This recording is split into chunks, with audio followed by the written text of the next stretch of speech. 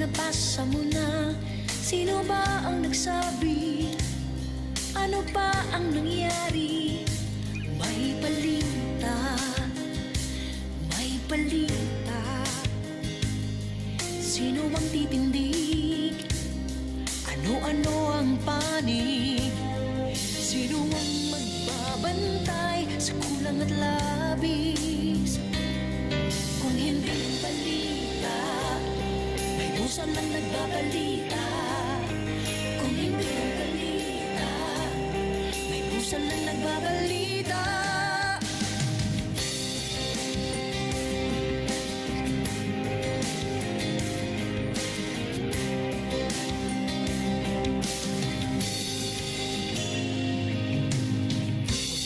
Ang mata, tikom ang bibig, sarili muna. Dahil ang tao ang kwento, yan ang kwenta ng kwenta. Kung sila ang balita, mas totoo ang balita. Ang tiwala ng bayan, ang ating sandigan. Kaya nating harapin, kahit peligro o banta.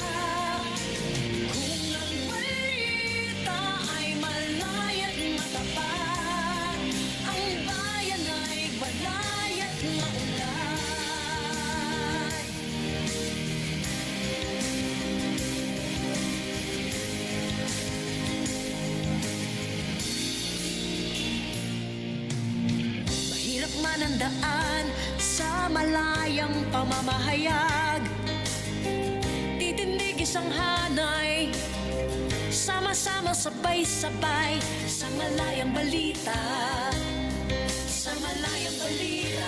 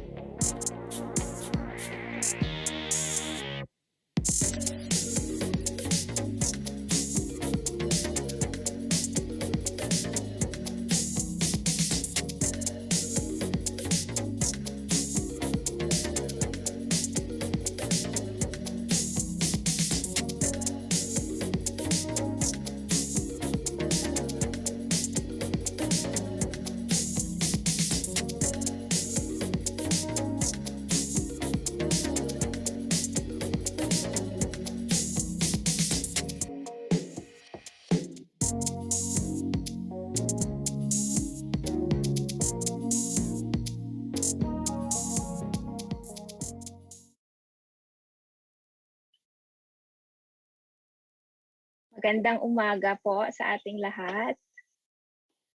Good morning. I'm Carmela Fonbuena, Executive Director of the Philippine Center for Investigative Journalism. We just saw photos from the first National Conference on Investigative Journalism in 2019. And it was probably the last time many of us, as our fellow journalists from different parts of the country, friends in the civil society and the academe, the last time we saw each other face to face. The pandemic would begin a few months later after that conference. And it's been 2 years of this pandemic. It has been hard for many of us. It has been hard for PCIJ as well. But COVID-19 wouldn't stop us. Here we are at the second National Conference on Investigative Journalism. We can't gather in the flesh, but we are together in our purpose. In this 3-day online event, we aim to achieve better investigative journalism practice in the Philippines by providing a learning, sharing, and capacity building venue for Filipino journalists, citizen media, members of the academe, and development workers. Based on our count, there's a total of 226 resource persons, moderators, participants, and observers from all over the country joining us until Saturday. We have 96 journalists, 30 members of the civil society, and 38 from the academe. We also have 62 observers from various schools, PUP, West Visayas State University, UP Los Baños, UST, UP Diliman, UP Centro Escolar, University of Mindanao, Digos College, and University of Science and Technology of Southern Philippines. We have regional breakdown of participants, pero hindi daw kasama yung 86 resource persons kasi hindi sila nag-submit kaagad ng shipping details. But among our regular participants and observers, we have 27 from Luzon, 46 from the Visayas, and 19 from Mindanao, and 47 from NCR. We're very happy to have everyone. In the time of Zoom fatigue, we're really happy for you to join us in this conference, and you confirmed our invitations quite fast. We're very glad about that. Some of you even asked for additional slots for your groups or for your students. We have a participant from Thailand, an intern in one of our news organizations. The training team, led by Deputy Executive Director Florin Simon, prepared 7 sets or a total of 21 breakout sessions. Gusto pa daw nila sana magsingit ng isang set, kaso baka hindi nyo raw kami patawarin kung gigisingin namin kayo ng 8 a.m. para sa opening program. So we have this opening session and then opening plenary before we separate for 2 sets of breakout sessions today. We're starting with sessions on covering the 2022 elections and the next administration. Mobile journalism and social media. Are we getting it right? For the next set of breakout sessions, we'll have human rights. We'll discuss human rights, environment, and Mindanao. The breakout sessions were designed to build on the expertise of different sectors and to promote greater collaboration between and among participants. And this is really how we do it at the Philippine Center for Investigative Journalism. We take pride in our collaborative reports that we've published this year. And we look forward to the fellows who will be selected to produce investigative reports with PCIJ next year. Of course, we'd like to thank the National Endowment for Democracy for funding this conference. NED also funded the first conference in 2019. Without NED's support, our conference wouldn't have been possible. Thank you very much. We also thank partners joining us today. We have Internews Philippines, Asia Democracy Chronicles, United Nations Office on Drugs and Crime, National Democratic Institute, and the Southeast Asian Press Alliance. We should be starting the opening program proper soon. But before I introduce PCIJ's chairman, who will give us the opening message, we invite you to visit the virtual lounge manned by the training team. If you have questions, the sessions will last until Saturday. I'm sure you will have questions about the schedules, or if you lost your Zoom links, go to the virtual lounge, Shali will be posting the login details in the comments. Shali might have games for us in between sessions also. Anything else? I think that's it. It's time to start the program proper. We hope you are seated and ready to be inspired by our speakers today. We begin with PCIJ's chairman, Howie Severino. He needs no introduction. He is a co-founder of PCIJ. He is a leading documentary filmmaker. We know his work when he was with Chrome Team and of course GMA7. He is a household name. Last year, we knew Howie to be patient 2828 also. At PCIJ, he is our mentor. He provides us with vision. He is our friend. Let's welcome Howie Severino for his welcome message. Howie, you have the virtual floor. Salamat, Carmela. Thank you for that generous introduction. Maayong buntag, naimbag, abigat, maayong aga, magandang umaga po sa inyong lahat.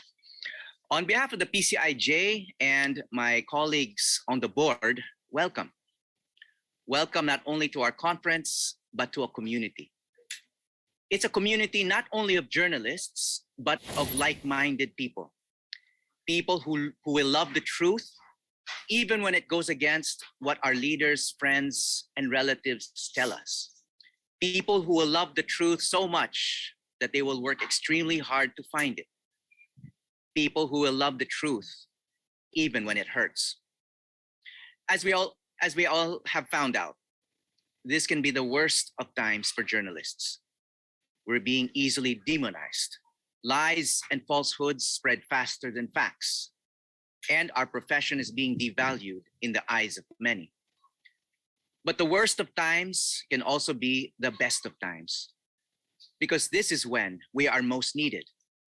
This is when we must step up to perform our duty as fact gatherers and truth tellers. As you will probably hear often in the next week, this is a special time for Philippine journalism because one of our own, Maria Ressa, was recognized with the most prestigious honor in the world, the Nobel Peace Prize. But as Maria herself often says, the award is not just her own, it's a tribute to the effort and sacrifices of many colleagues. It's a message from the world to us that what we do matters and we must continue. So that's what we're doing as well at the PCIJ. This is also a special time at our proud 32-year-old organization, the first in Asia devoted to investigative journalism. This year marked a passing of the torch, the appointment of its first executive director from a generation younger than its founder's generation. Carmela Fuenbuena was appointed after a thorough search that was not made easier by the pandemic. But in the end, the board chose someone who embodies our values, but at the same time is savvy in the ways of new technologies and modern journalism. Carmela has written and recently published a highly regarded book-length investigation of what happened during the siege of Marawi in 2017. Her zeal for investigation is in our tradition that began with Sheila Coronel, Marites Bitug, Malu Mangahas, and the other journalists who founded PCIJ and have put its future in good hands. Good luck, Ella. Good luck to us all. Mabuhay po tayong lahat. Thank you, Howie.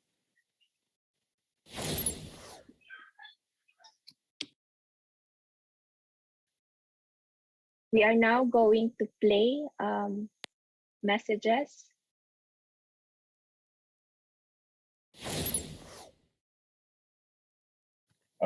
Good morning, fellow journalists and participants to the PCIJ's second National Conference on Investigative Journalism, or the IJ Conference PH. Investigative journalism has a very important role to play in a democracy like the Philippines. From the time of dictator Ferdinand Marcos up to the present under President Rodrigo Duterte, investigative journalists have uncovered so many instances of injustice, fraud, government and business scandals, and illegal dealings. Investigative journalists hold the powerful accountable and give voice to the powerless by reporting wrongdoings in government, business, and even in local communities. The PCIJ's second National Conference on Investigative Journalism from November 23 to 27 is a very timely event to remind journalists on how investigative reporting should be done. I am glad the PCIJ is offering a venue for Filipino journalists and citizen media to learn, share, and develop capacity building in doing investigative reporting. It also helps the academe and the development workers to understand IJ, building on the expertise of journalists to achieve better investigative journalism practice in the Philippines.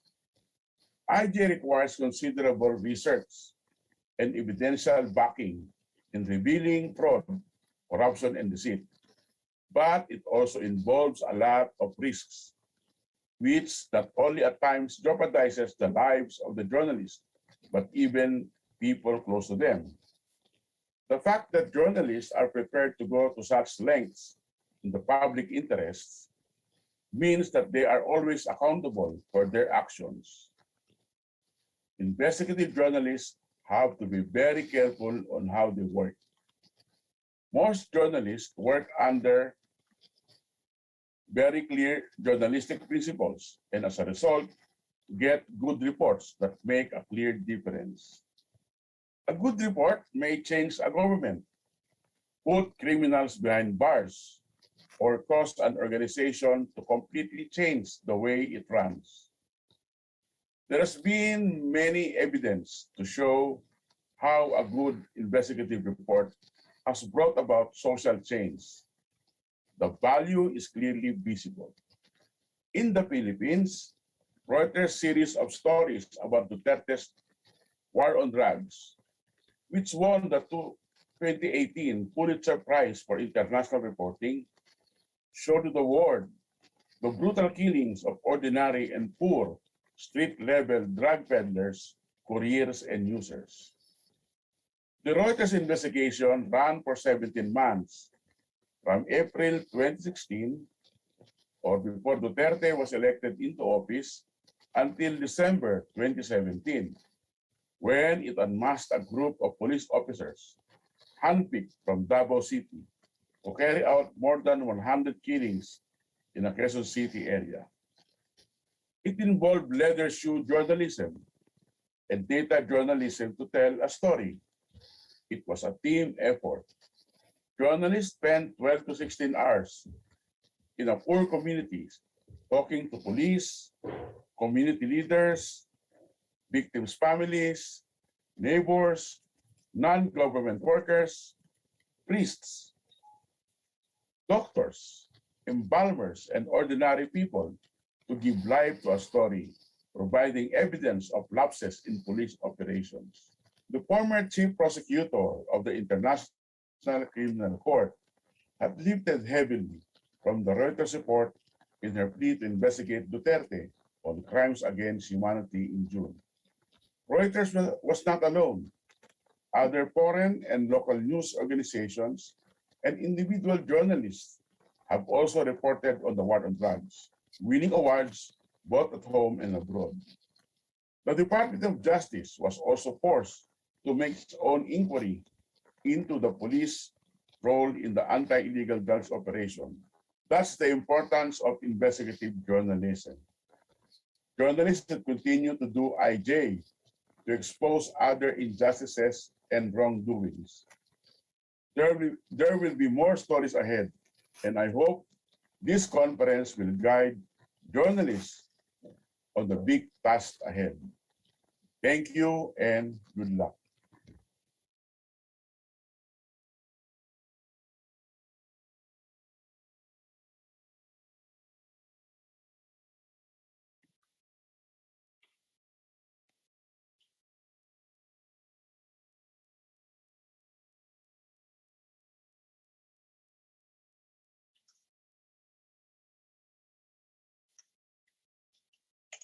Hello, everyone. I am at the cafeteria at the Harvard Kennedy School, and it is the first time that I've been allowed to travel by the courts since our conviction on June 15th, 2020.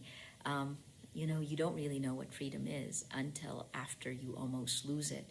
So it's been an insane time period, as many of you know. I've had 10 arrest warrants filed by the Philippine government against me, and in order to just do my job. And most recently, I've really focused on disinformation networks and how algorithms are manipulating our minds. It's just become far more difficult to do our jobs. There are three pillars that we need to focus on as we move forward to make sure that the world stays as it should be, that our democracy remains, well, it's extremely weak, gets stronger, and we move to a place where we will actually have integrity of elections. The first is really embrace technology. We need to understand this technology that is manipulating humanity at scale. Right? I think we need to do more stories on this. We need to understand algorithms. We need to understand that when Mark Zuckerberg says, this is a free speech issue, that in many ways is like a magician's sleight of hand, because this is not a free speech issue. You have to go from downstream and move upstream. The upstream part is algorithms of amplification, algorithms of bias, algorithms that choose emergent human behavior at scale. Meaning, when Facebook decides to weight anger 5 times more, that is the incentive for distribution. We, as news, as journalists, goes through for distribution on Facebook, the world's largest distribution platform of news around the world, that the incentive of that distribution platform is anger. Right? Who wants to write a story that manipulates the reader to anger? And yet that's kind of what we've had to do. We have to write a headline or a slug in a way that gets the distribution, right?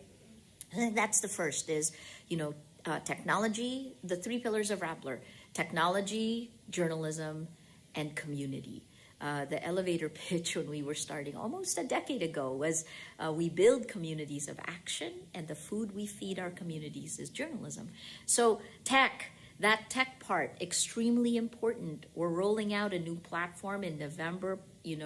We are putting tech in the hands of journalists. So that's the first. The second is we have to help independent media survive. And we're doing that in a few ways. We just came out with an investigative series based on a 186-page affidavit of Arturo Las Cañas to the International Criminal Court, to the ICC. It's critical to do that in this context, in this time. And, when we release that, it's almost, we live in an environment where I had to think about it, and I stepped back and let Rappler do its job. But at that point, by releasing at that moment in time, the government could have been vindictive, which we know it often is, but the government could have decided not to allow travel, could have decided not to allow me to go to Oslo. I'm submitting myself to the courts, and I hope against hope that it is the spirit of the law. Before the Nobel, I said that I would co-chair the International Fund for Public Interest Media, which is trying to raise new money from overseas development assistance to help countries like ours, to help independent media survive, just by turning up the ODA from 0.3% to 0.5 or to 1. I think the last one is community. And so you have tech, journalism, community. The community doesn't understand necessarily, doesn't know that we live in a new world. That as we're coming out of COVID lockdown, which we're not really out of yet, that the world as we knew it has been destroyed. And that this is now a time to create the world that we want. That's what's in your hands. In the next few days, as you guys get together to work on investigative journalism, it becomes incredibly important that you do investigative journalism in the world we live in today, when weapons of mass destruction, and that's a great book you should read, are creating emergent human behavior that gives incentives to the worst of what we can be. We in the Philippines know that, but know that we're also not alone. This is a global problem. So thank you for coming together. Thank you to PCIJ. Hello, Sheila and Marites, and everyone else there. It is it's a new age, and whether our democracy survives will depend on what you do. Thanks.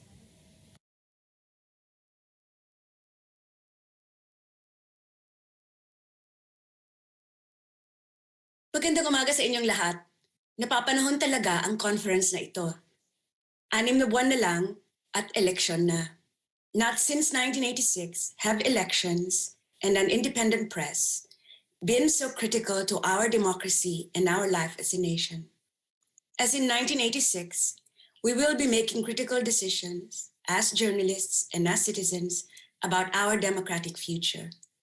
When the history of this era is going to be written, our role as journalists will be examined. History will judge us. A few months ago, we launched Wag Kukurap, a loose alliance built around a pledge that we hope most journalists can sign on to. The pledge says that, at this critical moment for our country, we have a duty to provide accurate, reliable, and essential information that will empower voters and encourage public discussion and debate. More than 300 journalists from over 40 news outlets pledged to focus on issues, not personalities. They pledged to ensure the integrity of the voting, to hold campaigns and candidates to account, and to put voters at the center of their reporting. During this conference, we will be talking more about election coverage. Ngayon pa lang, nakikita na natin ang mga taktikang ginagamit ng ilang kandidato para lihisin ang kamalayan ng mga mamamayan mula sa problema ng bayan. Para ang usapan ay matungo sa palitan ng mga insulto kaysa sa pagtatalakay ng mga issue. Ang tawag dito, attention hacking. Earlier this month, I led a global panel on investigative journalism during autocracy and kleptocracy. The panelists called this the time of the elected autocrats. Given the many risks that journalists face, I asked them, should investigative journalists scale down their ambitions and focus on survival in the hope that these too shall pass? Their unanimous answer was no. Here is what they said. At this time, we need to be even more radical in our truth, to really show what is not being shown. Another one said, the answer to the attacks on journalism is more journalism.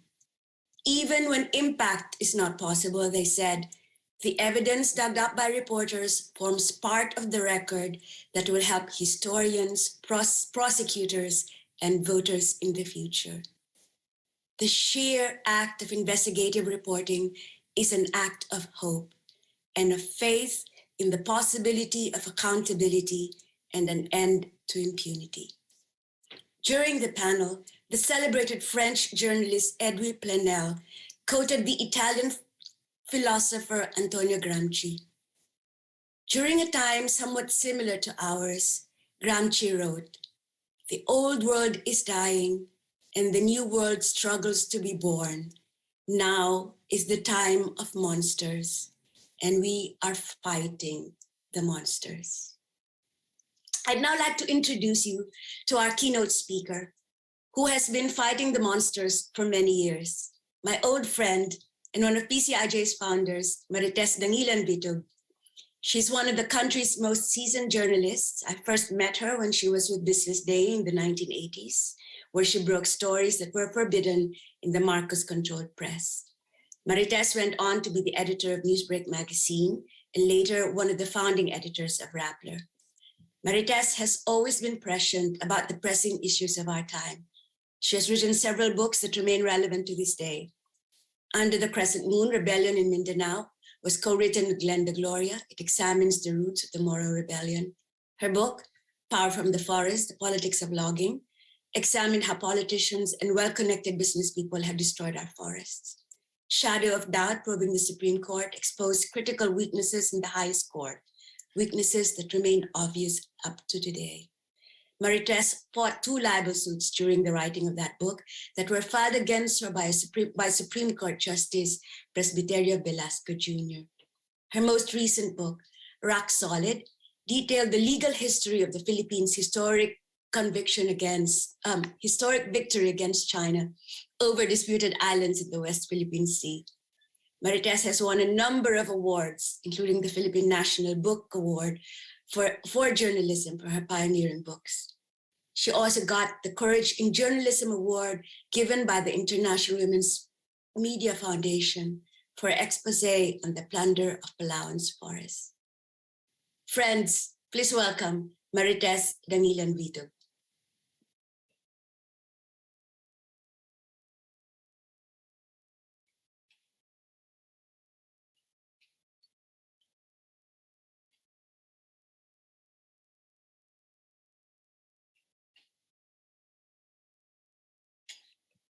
Hi, thank you so much, Sheila, for that very generous introduction. And thank you to Carmela and the rest of PCIJ for inviting me. Good morning to everyone. I'm so happy to be here.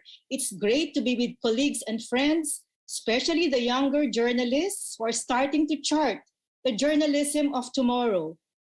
It's exciting to be with academics in the communications field. You who shape young minds to embrace journalism as a calling to serve the public good, even in times of uncertainty.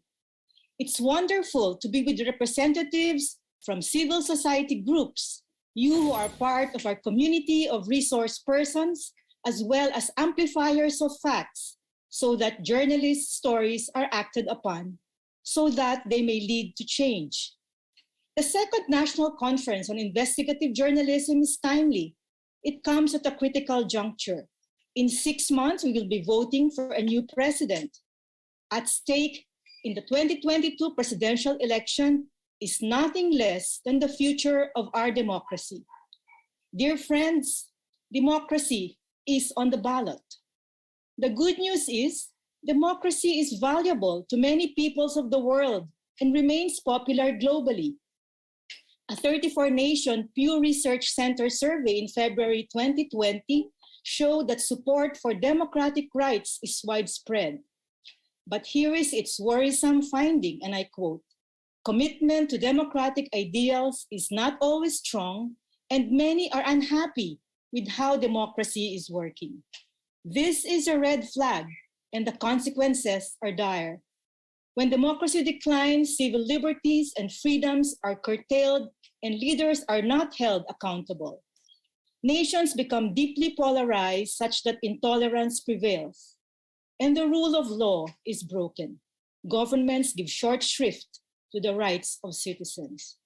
Unfortunately, the Philippines is one of the countries where democracy has been in decline. In the 2021 Rule of Law Index, the Philippines ranked 6th among 8 countries in Southeast Asia covered by the survey. We're just notches higher than Myanmar, which ranks 7th, and Cambodia, which ranks last. Rule of law is the glue that binds our bedrock values. Shattering the rule of law is Duterte's single most devastating legacy. He has set us back in our march towards being the most vibrant democracy in Southeast Asia. We are not in a good place. At no other time since the light of democracy shone on our shores 35 years ago have we experienced unrelenting threats to our freedoms. One pillar of a democracy is freedom of expression. It is the overarching right on which freedom of the press is anchored. Now, may I date myself and address the younger ones in the audience? I would like to go back in time and reflect on how it was to be a journalist during the martial law years under Ferdinand Marcos, and how it is, and compare it to today under the autocracy of Rodrigo Duterte. This era shares basic similarities, but the conditions that envelope them have changed. I started out as a reporter during the dying years of martial law in the early 1980s.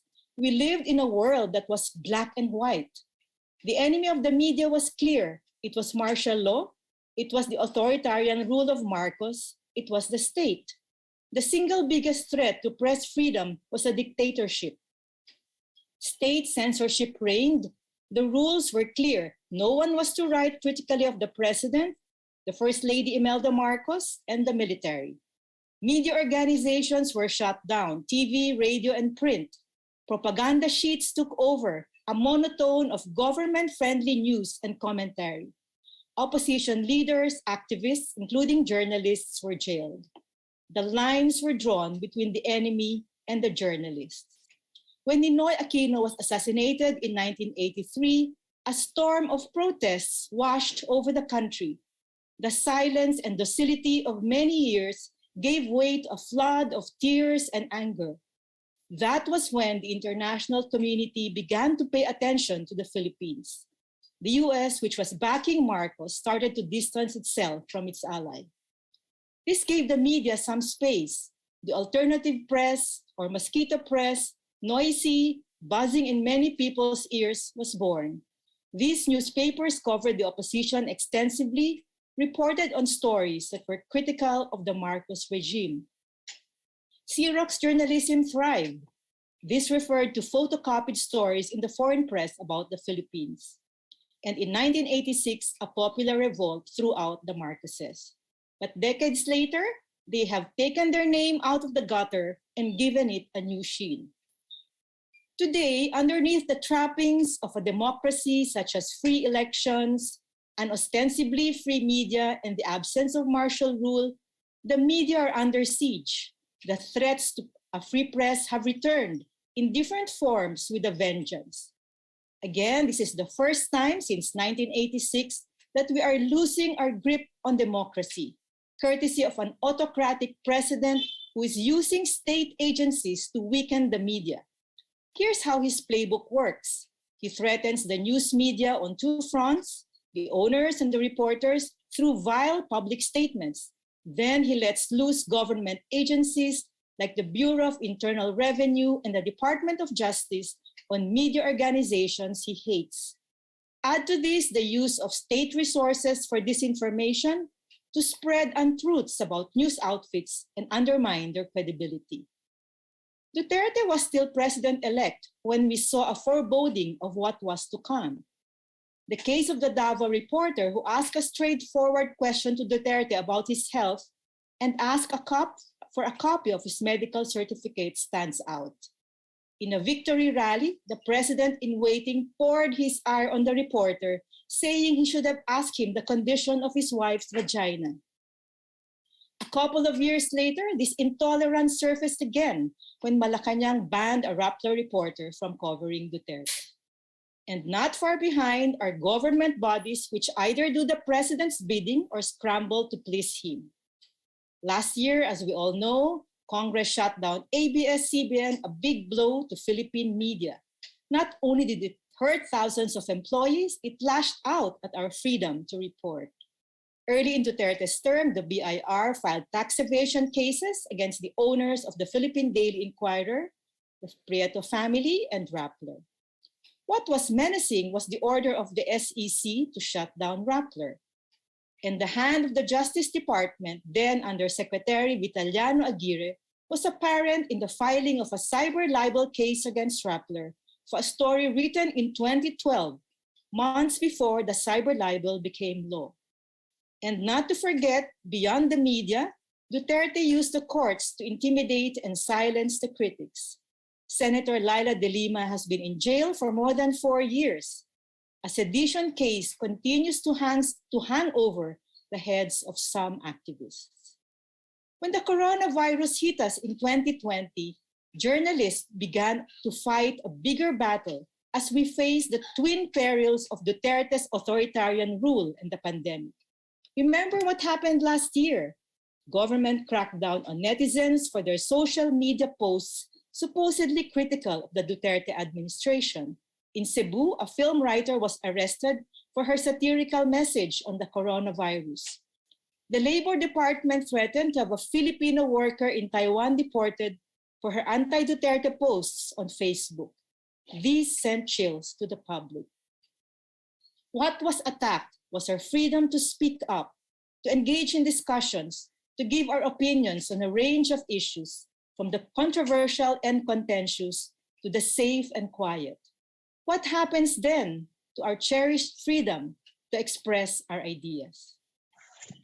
Bill Gates said that in the pandemic is like a world war, except in this case, we're all on the same side. The coronavirus pandemic pits all of humanity against the virus, he said. But authoritarian leaders like Duterte don't see things this way. In his mind, people are as much the enemy as the virus.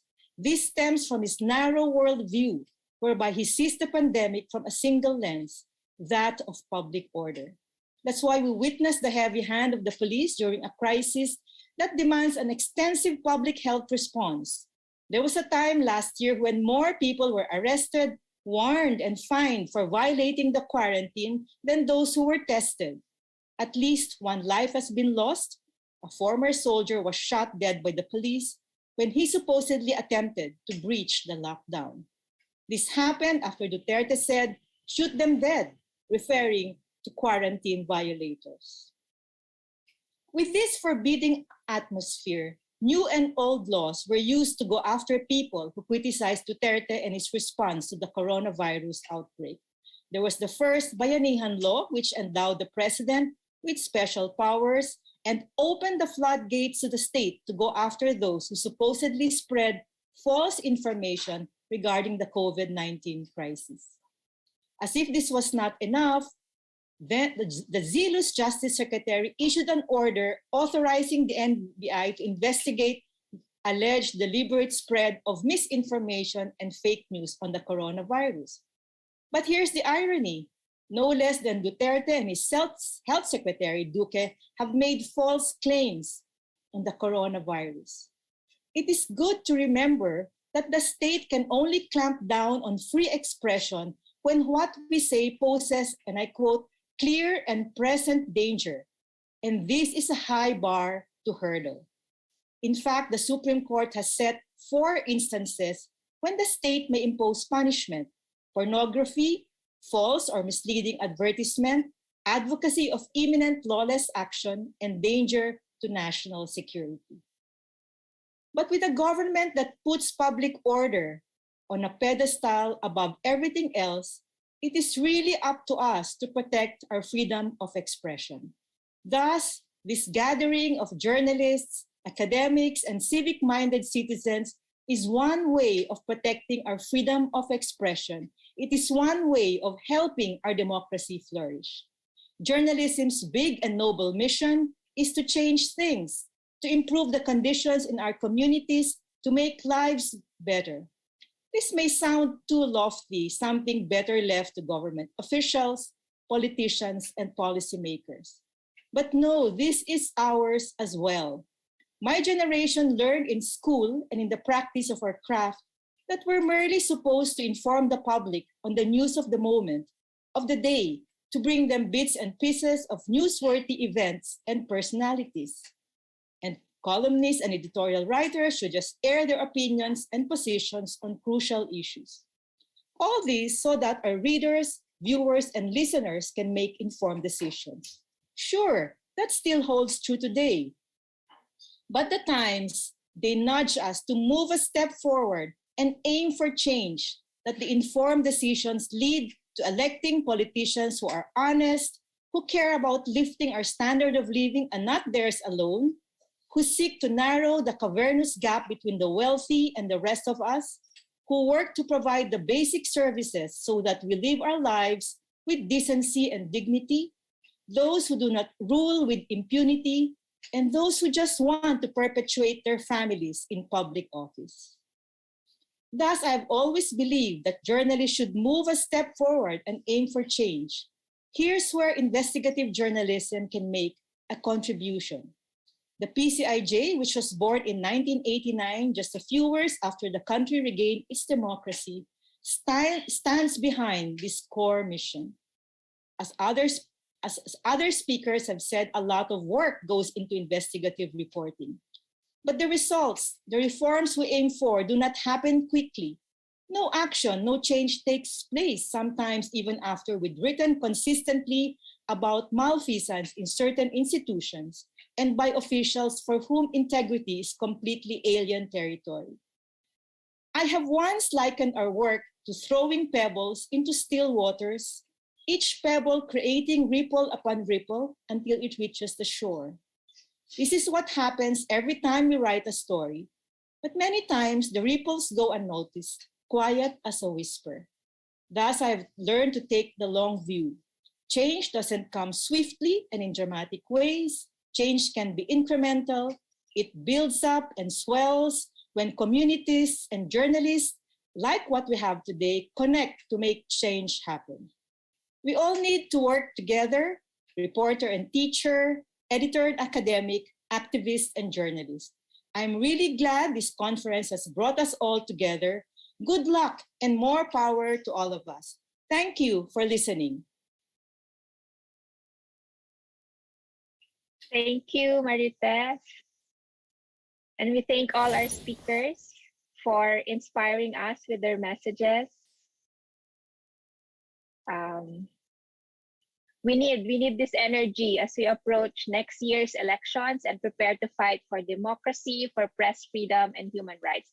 Next, we go straight to the opening plenary to discuss investigative journalism for public good, confronting challenges in Philippine muckraking. But before that, there's 135 of us in the Zoom room, and there are more in Facebook live stream and YouTube. Let's take a few seconds to have a group photo here in Zoom. And Shali will take care of the screenshots. Okay po. Sige. Smile. We have 3 pages po, no? So, smile po kayo ng mga 10 seconds. Okay, waiting lang po to, for others to turn on their cameras.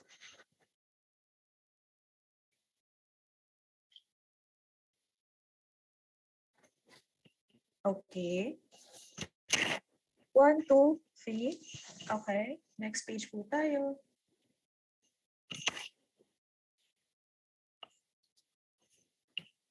Okay. Last one. Okay pa. Thank you.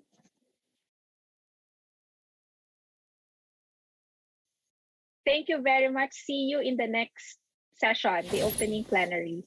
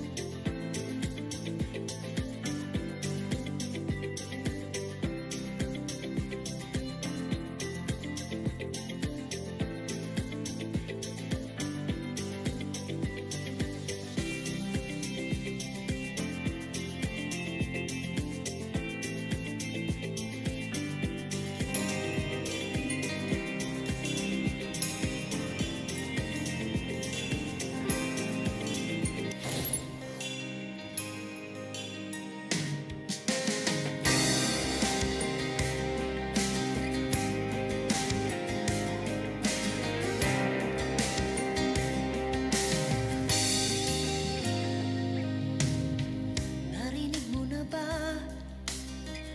O nabasa mo na? Sino ba ang nagsabi? Ano pa ang nangyari? May balita, may balita. Sino ang titindig? Ano-ano ang panig? Sino ang magbabantay sa kulang at labis? Kung hindi ang balita, may busan lang nagbabalita. Kung hindi ang balita, may busan lang nagbabalita.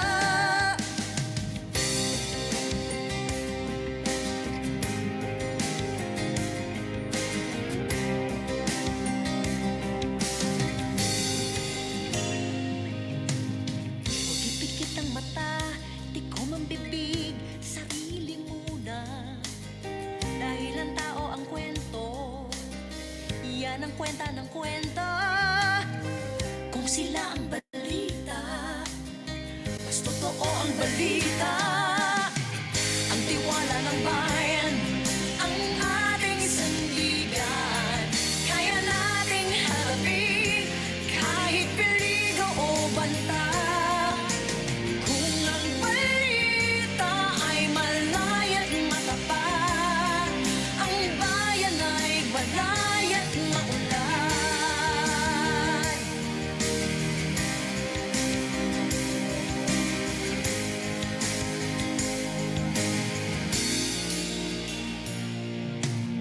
Mahirap man ang daan sa malayang pamamahayag. Titindig isang hanay, sama-sama sabay-sabay sa malayang balita. Sa malayang balita.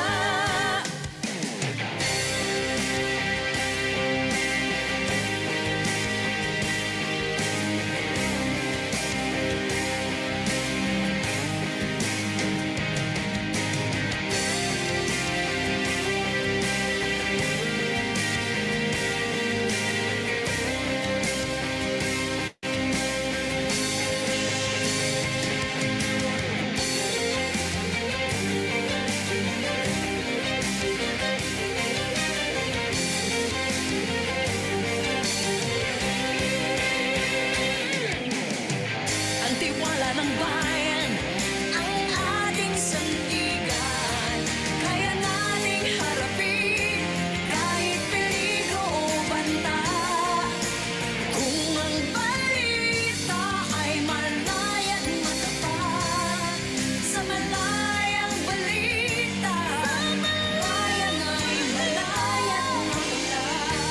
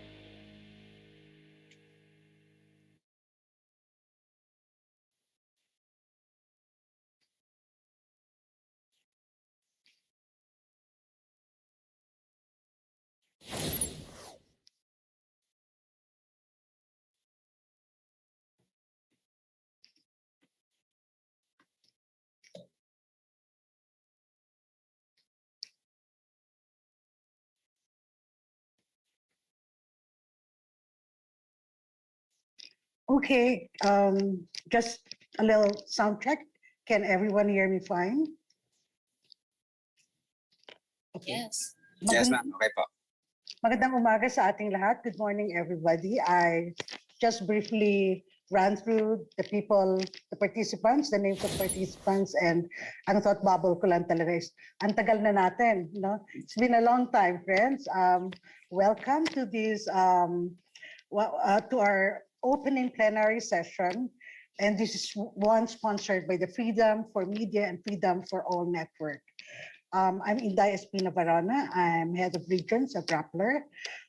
This 2-hour session commemorates the Ampatuan massacre and will highlight our continuing resolve to continue the fight for justice for the victims and the struggle against the culture of impunity, which continues, of course, as Marites recently told us. We'll also try to parse the situation of the media community under the Duterte administration, how we're coping and how we're fighting back. And what advances have we gained, if any, since 2016.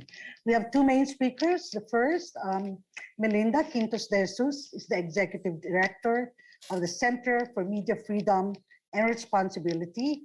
And the second speaker, Jonathan De Santos, is the chairperson of the National Union of Journalists of the Philippines.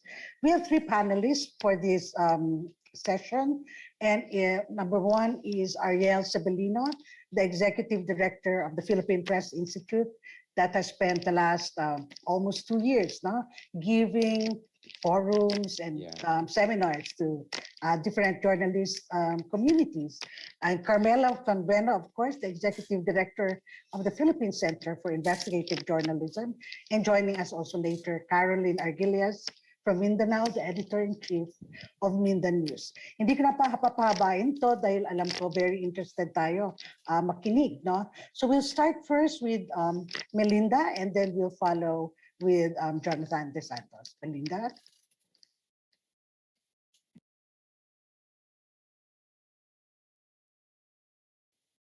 You're on mute, ma'am. Mute. Sorry po. Sorry. Good morning, everyone. Sometimes with these annual memorial dates, I have begun to feel like a broken record. Is there anything new in our assessment of the state of press freedom in this country? To be perfectly blunt about this, I think that there is little to talk about that is hopeful. So there is little that is new. While any history of press freedom in the Philippines must recognize the role that it has played in the struggle against foreign subjugation, against the country's occupation by foreign military, against, alas, our own homegrown dictatorship, it must also acknowledge how this same institution has allowed itself to serve as a compliant instrument in the service of those in power.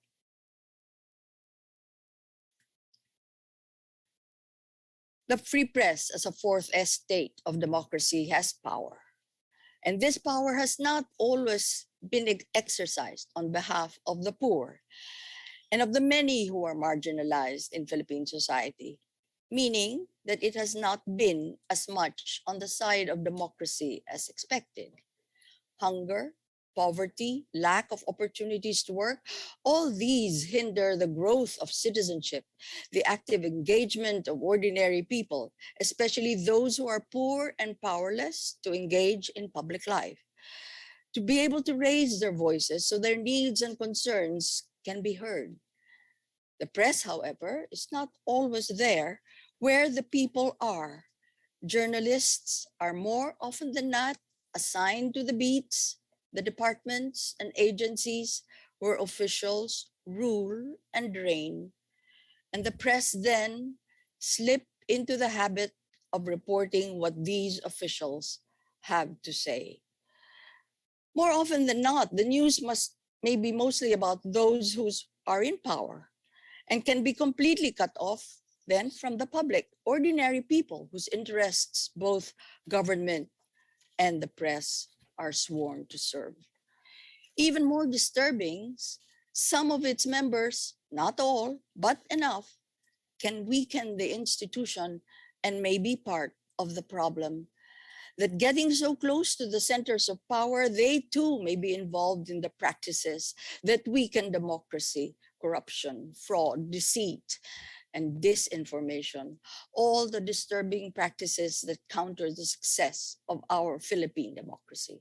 Indeed, CMFR celebrated in October the courage and integrity of mostly young journalists who are at the forefront of the battle against politicians whose only goal is to retain power for themselves, their families, and their political allies.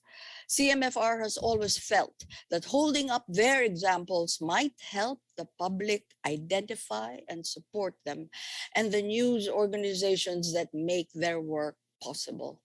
Unfortunately, these outstanding journalists constitute a small group, a minority in the press community, considering how large and numerous the press community is in this country, how it has grown since 1986. With so many media sources, their voices can be easily drowned out, their reports losing impact as the daily chorus that report unceasingly and without question what public officials have to say. The recording of official statements as though these were gospel truth has made the media simply an amplifier of the mindset of the administration, popularizing it, making these terms familiar and acceptable. News has the power to make prohibited or illegal actions seem normal. When public officials act or speak and journalists report these without question or interpretation, all kinds of wrongdoing become acceptable. People begin to think, we elected this person as our leader, he must be right. People support him or her, or there is nothing we can do. They who hold power can do as they please. But as a fourth pillar of democracy, the role of the press is to be the watchdog, to guard against, to warn against, to flag, to score, to criticize, to hold accountable the exercise of power, and to expose the abuse as necessary. Where then lies the problem? For so long, journalists have been trained according to the conventions of news. These make up a list of factors or criteria that have governed the gathering of news. What makes news? News conventions list prominence. Public officials and personalities become prominent or recognized as celebrities. Scandal, conflict, these are all of wide interest. So reports are about what people want to know about. And so through conventions, we have made news part of the problem. It is not about what citizens need to know. Journalists have not been trained to make more interesting and relevant what citizens should know about if they are to choose wisely the leaders they vote for. There has been little continuing effort in the country to observe the notable movements by editors, publishers, and other media groups in other countries, which have tried to move the line away from the dependence of journalists on government news. Public journalism and the citizens' agenda show how editors and publishers wean their organizations from government to focus more and to want to know more about the public that they serve, the ordinary people who do vote, to engage them as citizens with public responsibilities. This same citizens' agenda, as described by American media critic Jay Rawson, describes a shift of news focus on the ordinary communities and their needs. This orientation has represented in the long-standing conventions how to criticize how this has been coupled with the belief that journalists should not have any views or should not have values by themselves, that they must hold on to objectivity as the paramount tenet of journalism. I think it is time to shake this down. Journalists have to be on the side of truth, of freedom, of justice. We need to be on the side of democracy, and democracy is not doing as we please. It is to make a system work where all citizens are equal in terms of law and of human rights. You and I all know we are far from this state of affairs. And it may look like a utopian view, an unrealistic ideal, but it is what we have to commit to and to try to do as a free press. Perhaps in the ideal world where the prominent are prominent because of the nobility of their spirit or the excellence of their work, or where personalities are celebrities because of their good works, but we know that that is not so. The differences, fundamental values serve as a foundation of public life, including equality of all citizens in law, freedom for all, transparency and accountability for those holding office. The differences among politicians will be based in such a world on policy issues. Our reports will be about what is more efficient, what is more cost effective, what ways to prove or to provide for people's needs, which countries share our values, that we may learn to deal with us more as equals. As a nation, however, we have not even been able to determine for ourselves what these basic values are. And thus the press has no national context that serves as a framework of its news service. In the context of covering elections, Journalists feel that they have to give the good, the bad, and the indifferent candidates equal share of the news because journalists cannot take sides. As I said only last year on the same milestone, one might say that our problems are rooted in the unresolved conflicts as a nation. Maybe we have not yet decided what kind of a nation we really want to be. So indeed, the issue of objectivity is being held up in a kind of wasteland where power can be exercised by those ruthless enough to dismiss all other interests and concerns as they set about to gain power for themselves, their families, friends, and political allies. This is the sad state of press freedom in this country after the 6 years of the Duterte administration. Filipinos elected a leader who did not brook any kind of criticism, who was intolerant of questions, who showed deep animosity for anyone who questioned what he was doing. He did not pretend to be a Democrat, and yet we elected him anyway. Following conventional news making, the press in this country has made this president look good, making him front, center, back, and end of coverage. He made good his promise to kill in order to rid the country of illegal drugs. He did not succeed to eliminate illegal drugs and admitted to his failure, but he did kill, and only a few news organizations bothered to keep count of victims in the thousands. Generally, reports did not check whether the raids against suspects observed due process, whether police secured warrants of arrest, entry, and arrest. Government up to this time has not provided the UN Commission of Human Rights results of all case investigations of police abuse. News reported how we'd go after so-called oligarchs, but the press did not pick up as quickly the rise of new crony oligarchs. There is not enough time here to list other abuses which the press, in an attempt to be objective, reported only in terms of who, what, when, and where, as though the event would end and there would be no grievous consequential harm. But our so-called objective accounts, people were not able to hold back, to counter and to check the overreach of power by an elected president. Only with few exceptions, most of the press carried government statements about such abuse as normative actions of a strong man, decisive leader.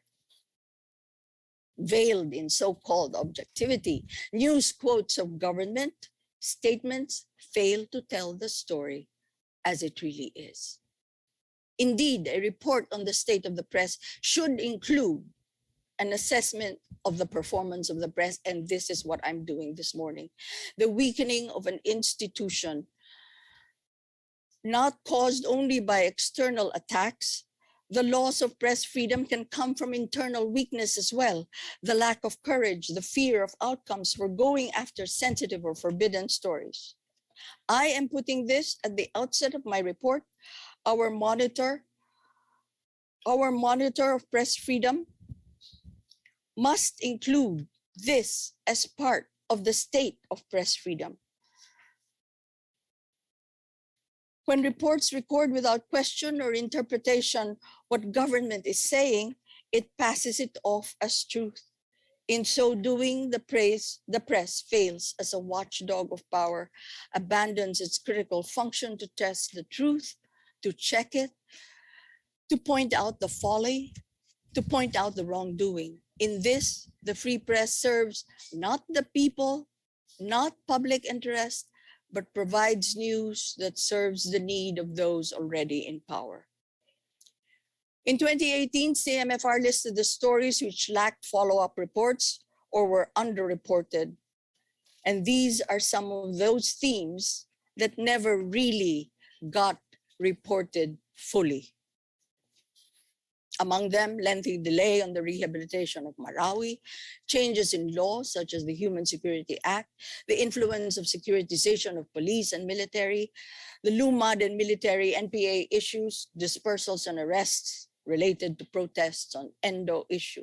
These were issues which reflected the weak leadership, perhaps the worst aspects of bad governance early enough, but the press, with few exceptions, could not focus even on the main points and allowed the government to set the news agenda.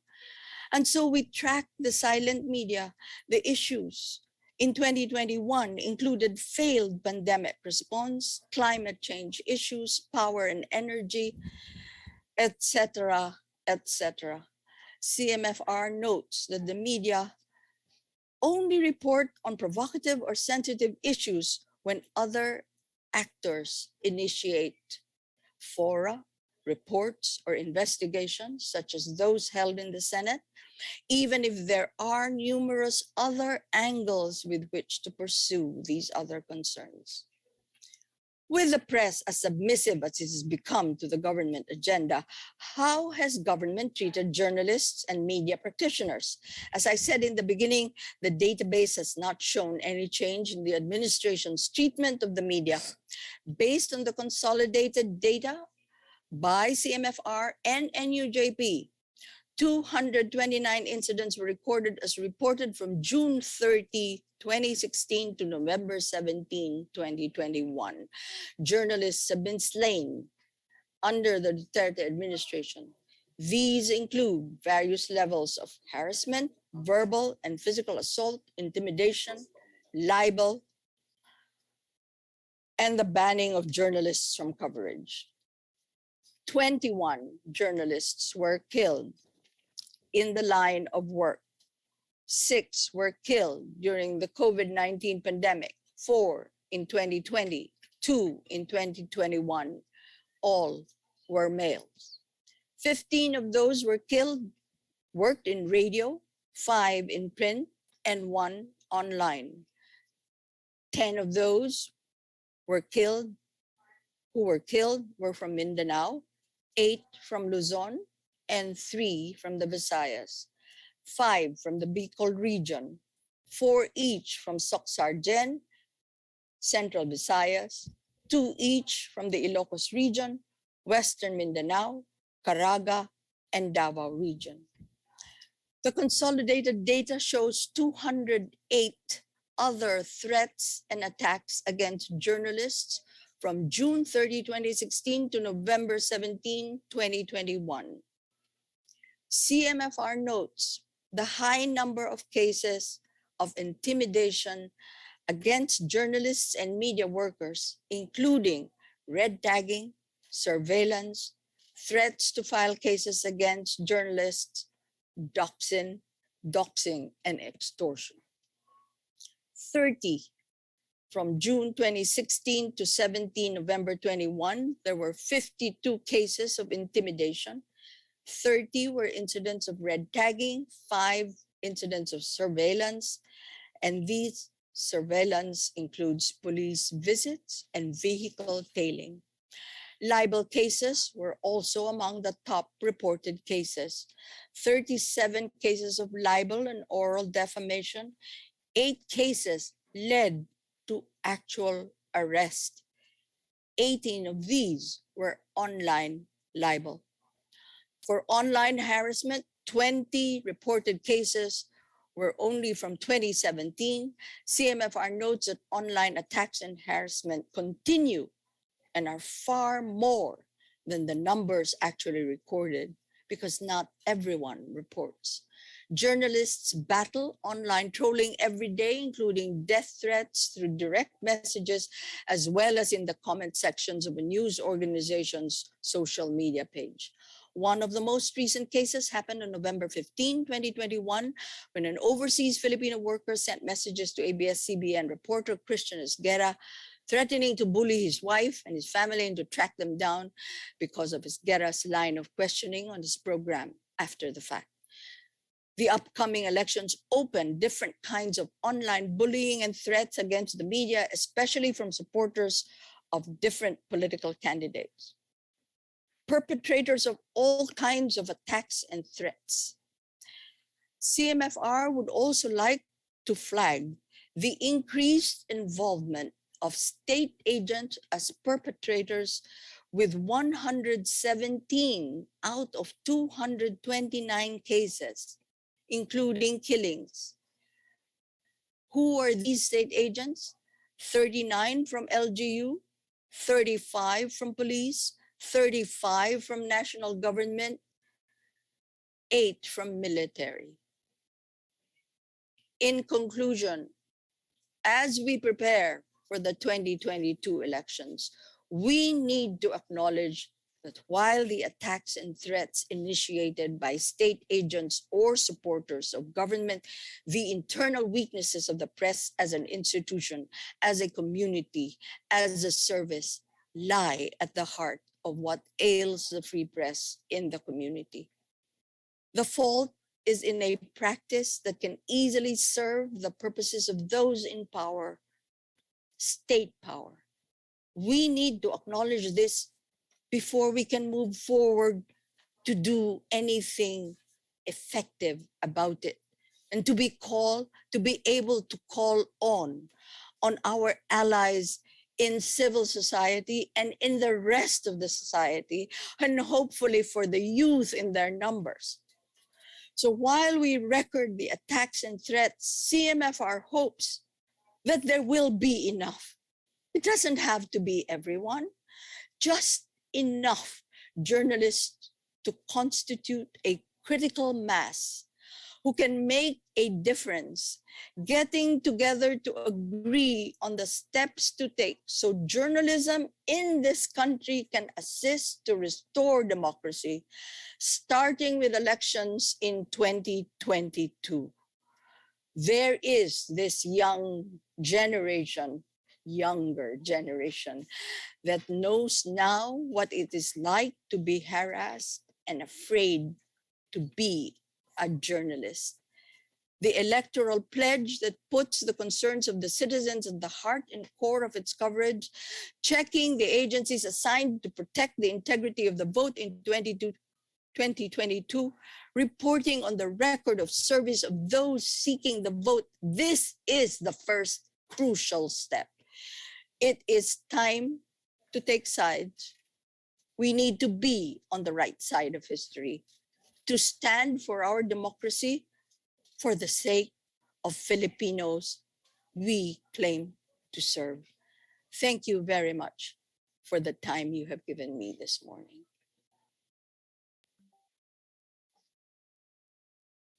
Thank you, Melinda. That was very thought-provoking, sad in a way, but Melinda's last part gives us hope for the things that we can do. Now, we'd like to call on Jonathan De Santos, the chairperson of the National Union of Journalists of the Philippines. Thank you, ma'am. Okay. Teka lang. Sorry, just having some trouble with my... Ayan. So, good morning, everyone. Basically just a few updates and some notes on commemorating the Ampatuan massacre and reiterating our campaign against the culture of impunity. Even when the decision was handed out in 2019, we knew that it was only partial justice for the victims of the massacre in the first place. Wait. Sorry. I'll share my screen. Okay, hindi pala. Could we go to slide 3, please? Thank you. Ayan. Only covered charges against 117 of 197 who were named perpetrators. 80 of the accused were still at large when the case was submitted for decision in August 2019. For the cases against those 80 were temporarily archived for the arrest. And we also noted back then that the convictions could still be overturned or modified during the appeals process. And also, yung damages or the civil liabilities will also be put on hold while the appeals were ongoing, which some of those convicted have already done. So that has been put on hold. There have been few updates since then. Next slide, please. According to the Presidential Task Force on Media Security, there have been 5 people arrested since the decision was handed down, and and a conviction earlier this year of SPO2 Badawi Bakal. He was one of the police officers who was manning the checkpoint at the time of the massacre. Next slide, please. Also, we talked to Attorney Nana Santos, one of the lawyers for the case, and she told us this weekend that of 49 complaints filed for a second wave of cases, only 8 have been indicted, and one of the 8 has already died. In the meantime, 41 are on appeal with the Office of the President. So there is still a long wait. There has already been a long wait, and for this second wave of cases, she foresees a longer wait still for this to go to trial. Next slide, please. In the meantime, justice is still also elusive for the family of Rinaldo Bebot Momay Jr., since he was not included in the official list of victims. Although we do recognize him as the 58th victim. Last year, his daughter, Reina Fe Momay Castillo, said that for me, to forget is not an option. It is never an option. It will never be an option. Next slide, please. And for us, forgetting is not an option either. We believe and we have been carrying Fight for 58 as the campaign as a reminder that there were 58 victims of the massacre, and also as a reminder for us that it happened and we need to be vigilant about it. We need to be vigilant about developments of the case, and also vigilant against attacks against more of our colleagues. Next slide, please. Related to that, NUJP and Freedom for Media, Freedom for All Coalition is holding a noise barrage later this afternoon at Rosas Park in Quezon City. If you have time to drop by, or you can also support that online. You can make noise and remind the government, remind the people that this terrible incident happened, and that justice, we still haven't gotten justice for that. We can also do our part by keeping the story alive. For us journalists, the best we can do is report on developments or lack of developments in the case, basically to keep the story alive.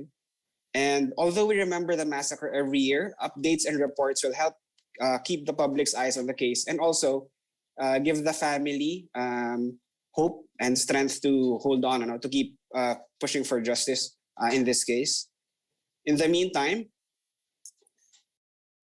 we have to note that the attacks against us continue. Last month, Orlando Dondon Dinoy was killed in his house, in his home. According to the PT Farms, a case has already been filed against a suspect, although no arrest has been made. Also, PT Farms has said that the killing was not related to his work as a journalist. I think this is also a pattern that we have to look at. For example, a lot of the attacks against us, a lot of the attacks against our colleagues, there is often a flurry of activity after each attack, after each killing. And then at some point, the government or PT Farms will declare it as resolved, or will declare it as not work-related. And even if that were true, even if it were not related to their work, it's still a loss for us. It's still a threat to us. And again, even discounting the Dinoy case, there have been 20 journalists killed since 2016. Next slide, please. And earlier this month, in a report by UNESCO, they noted that impunity for journalist killings has been both an obstacle to ensuring journalist safety and a chilling contributor to self-censorship. Basically, we're put under threat, and we're also threatened into silence. So it's a double threat to us. It's a double risk to us. Worldwide, 87% of journalist killings remain unsolved, and as these homicides go unresolved and unpunished, there is little to deter the continued threat of violence. So the slower that slower the progress in these cases, especially in the Philippines, the more risk that we are under. UNESCO also notes that, and this is particularly true for the Philippines, that journalists have been increasingly stigmatized and denigrated in public speech, sometimes by political figures. No?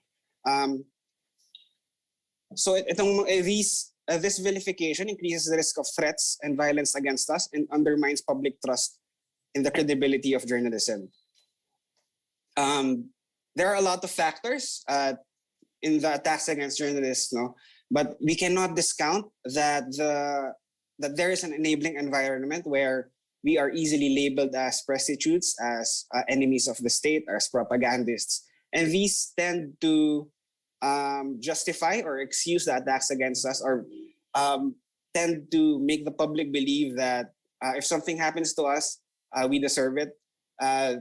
This kind of talk also emerged in 2009 after the massacre, and these rumors are still revived every now and then about them. No, and it's as if it was their fault that they were caught in the middle of a political rivalry and killed. No, but that's not true, and no journalist deserves to be harassed or attacked. So what can we do? What we can do for now is to never forget this massacre, never forget our colleagues who have been attacked or who have been harassed.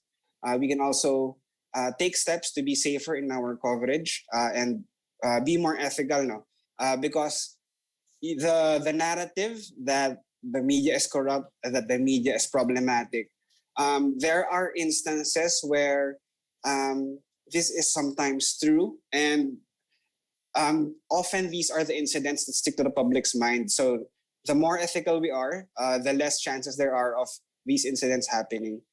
We should also push for better working conditions for our colleagues. In the first place, our safety is the primary response. It's also their responsibility. It's also the responsibility of our newsrooms to keep us safe. And also, ethical behavior, ethical reporting would be a lot easier if we had better working conditions, if we received better compensation.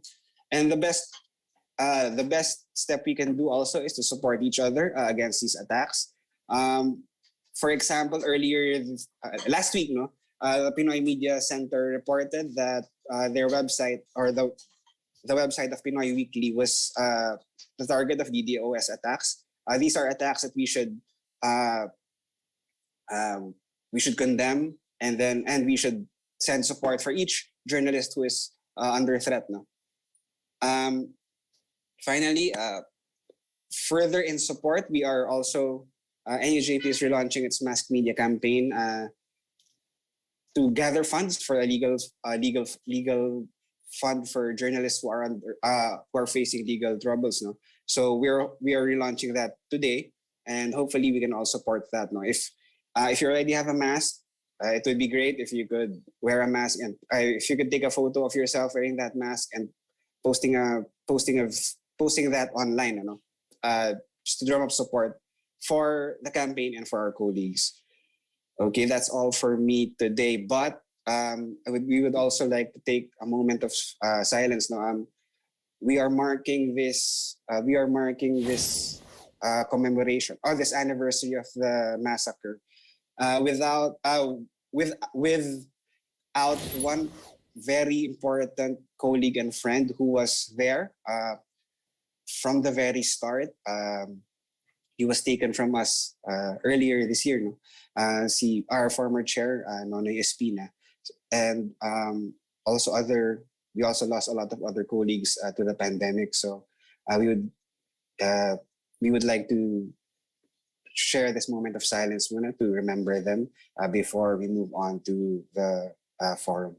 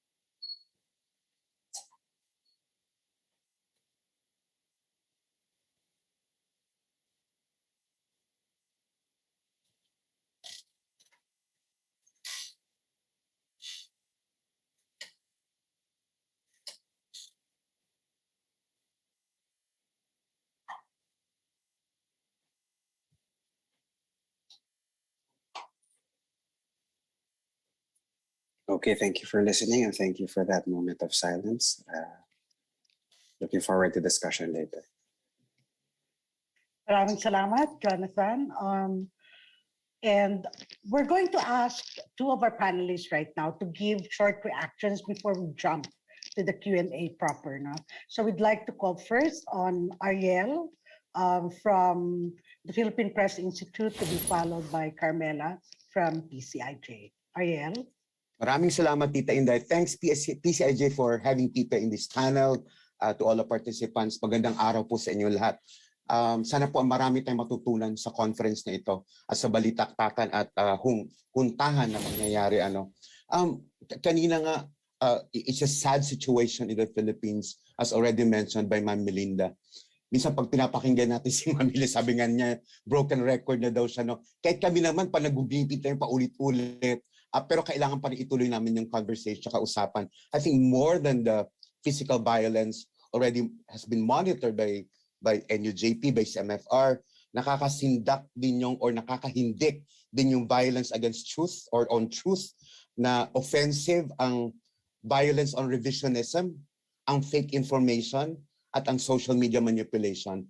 So aggravated ang sitwasyon nito sa binanggit ko. And I think Tita Inday you would want to know what's the situation of print in the Philippines.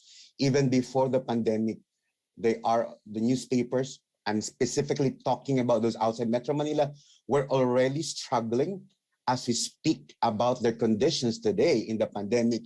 No-brainer. There's always been a nagging question now, even last year when we told the public na some of the newspapers have bounced back, but that is an understatement because they're still struggling and no revenues to speak of. It's a painful question pero madaling sagutin. Ano ba ang problema pre-pandemic? Meron akong ibabato ko po yung tanong sa inyo. How many of you actually read your local newspapers from wherever you are in the Philippines? Pag ang sagot niyo sa tanong ko, hindi or hindi kayo makasagot, it's so unfortunate because nobody among us, or probably nobody among you, knows the situation ng ating community newspapers. Bakit community newspapers? Community media lang sila sabi namin sa PPI. I'm not saying we discount the big papers based in Metro Manila. Pare-pareho ang sitwasyon, ang pinagdadaanan ng mga community, ng mga newspapers ngayon. I'm coming from Philippine Press Institute po kami. Pero ang resources magkaiba. Bago pa mag-pandemic, kulang ng mga resources ng community except those situated or located in urban areas. Pero pantay-pantay ang mga struggles ng community journalists. Ang tanong uli, bakit sila andyan pa? Kung naghihirap ang community media, ang community newspapers specifically, bakit nandyan pa ang community newspapers? Unang-una, kasi those operating or managing the newsrooms have altruism, are driven by altruism. And the journalists are driven by their passion.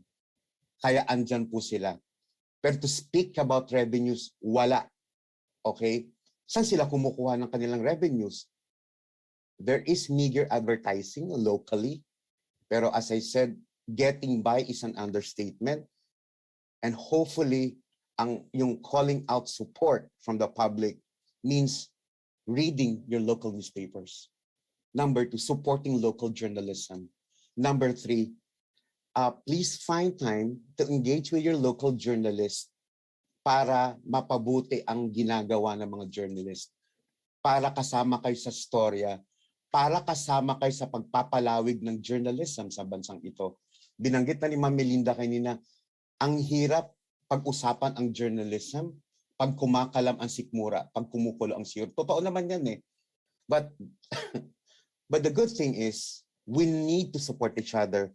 Journalists must find life outside newsrooms. They must seek or be given opportunities outside their newsrooms. Saan nila kukunin ito? Ang pangatlong tanong po, Tita Inday, at sa mga nanonood sa atin ngayon, ano bang silbi ng isang media organization na katulad ng Philippine Press Institute? Ang sakit, di ba? A lot of introspection has been done, not just by the Philippine Press Institute, not just by my organization, but a lot of journalists or committee of journalists. Ano bang silbi? Kukup-kupin ba sila dahil naghihirap sila? Paano pagkukup-kup? Kailangan ba ng pera para mabuhay sila? Yes, syempre kailangan mabuhay ng isang organisasyon at kailangan mabuhay ng kanilang membro. Pero ano dapat gagawin ng isang well-meaning organization to stay relevant and to really respond to the needs, especially itong raging pandemic na ito? Malaking tanong, mahirap gawin pero kayang gawin. As I said, if there are opportunities for our struggling journalists to have in this pandemic, kailangan natin ibigay yun. Sino-sino pong magbibigay? Siyempre, ang scary part lang po, no, we must really understand, reflect on this. If they accept invitations from politicians, especially because this election fever and then the forthcoming elections is on May, baka lang po o meron na tayo, wala akong ebidensya, pero it is possible that our colleagues outside Metro Manila, kasi silang mas matindi pangangailangan, survival pinag-uusapan, baka they have accepted already invitations of politicians to be publicists or worse, to be propagandists. Pero do we blame them? Ang hirap kung i-blame sila kasi they need to survive. So, ang problema naman na babalik-balikan natin, binanggit na ni Ma'am Melinda, napakadami, paano? How do you keep journalism alive by keeping journalists alive? Yun.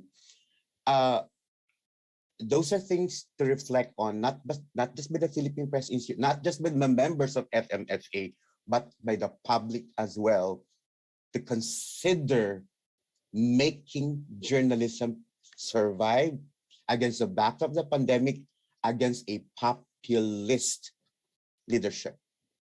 Ayun, Tita Inday. Thank you. Salamat, Ariel. No? Nakabase ako ngayon sa probinsya at of course, every day I deal with journalists in the provinces. And totoo, ang daming mga kwento, no, na masasaklap. At I know for a fact then that a lot of the communications apparatus of some agencies and some politicians are now filled with our newly jobless colleagues. No?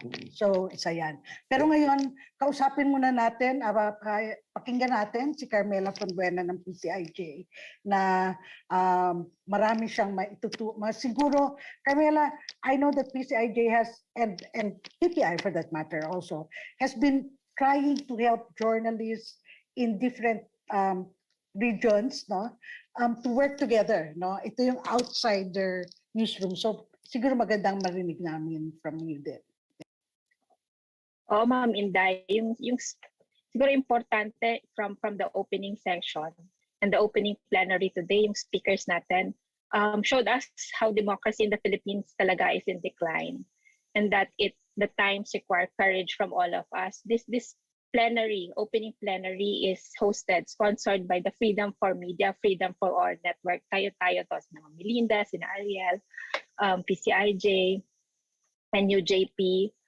Sabi nga ni Ma'am Melinda, paulit-ulit yung presentation niya kasi yung challenges that we face, it's the same. And yes, we deal with threats on the internet, disinformation, fake accounts, hate speech, bad algorithms, but on the ground, as Jonathan has showed us, yung killings continue and cases are filed against journalists and human rights workers and development workers too. Journalists are barred from coverage. We always go back to the elections kasi ito yung hope natin to fight for democracy. Pero sabi mo nga, Ma'am Inday, yung collaboration talaga ang pinopursue ng PCIJ with FMFA. We try to help colleagues in need beyond issuing statements, no, lagi kaming nagpapapirma sa inyo. Lagi namin kayong ini-email for us to support our colleagues under threat. But we also try to help them, especially ang PPI, yung sa mga kasama natin sa regions. And for PCIJ, during the pandemic, we actively collaborated with journalists in the regions. Several of them nagsara yung mga dyaryo nila, and we provided opportunities. And they gave us good stories too. So we always want to collaborate with fellow journalists around the country. And it's not just in the country, Ma'am Inday. We're also helping fellow journalists in the region. We have regional alliances. Kasi yung problema natin sa Pilipinas, hindi lang siya sa Pilipinas. It's a problem in the region as well. Just recently, we helped fellow journalists from Myanmar who are in Thailand. So the times require courage from all of us. It also requires us to collaborate. Kailangan talaga natin to hold the line together. And we really hope that, you know, the sessions until Saturday will help us achieve that. Let's constitute yung critical mass na sinasabi ni Ma'am Melinda, so we can fight for the freedoms we value. So we hope that the breakout sessions will be fruitful for everyone. Tita Ede, may I just add? Sorry, I almost forgot this. Along that line na binanggit ni Carmela kanina, kasi binanggit ko na din yung what are the opportunities available for journalists outside the newsroom. I think we need to give them a lot of writing opportunities. Highlighted yung writing pa rin kasi yun naman kasi we speak of passion, altruism, etc. Kaya nga, importante yung mga ginagawang fellowship programs ng PCIJ, ng PPI, writing opportunities from CMFR, tapos yung mga ginagawa ng NUJP kasi paramihin ito dapat pluralistic nga eh. Kasi lumiit yung newsrooms, lumiit yung opportunities sa kanila. Kaya nga, it's incumbent on an organization like PP and most of the organizations in this country to give them, provide them opportunities every now and then. Hindi mo sila mabigyan ng pera, pero anong kapalit sa pagsusulat nila ng about the pandemic, about the elections, na excellently done. So, magkano ba yung, malamang, no? Mas malaki pa to kesa nung nakukuha nila as contributor, as stringer. Pero hindi siya kailangan, Ma'am Melinda, Jonathan, Carmela, and Tita Inday, kailangan sustained. Hindi yung, tapos ng elections, okay, wala na tayong fellowship. Alam ko mahirap, kasi mahirap kumuha ng resources talaga. Pero I'm addressing this to one of the biggest allies of journalists, ang academics na nanonood sa atin ngayon. Please, ito nagsusumamo na, bakit kayo biggest ally namin? Remember, kami lahat dito umiikot sa buong Pilipinas as speakers, as moderators, as resource persons, binibigay resources namin kasi we find you as not just an ally, pero especially the educators, the shaping of the minds of the next generation, probably of journalists, if they want to take next generation of journalists, if they want to take on the path or career in journalism, na ngayon pa lang to appreciate realities kasi patong-patong yung problema. You have a pandemic.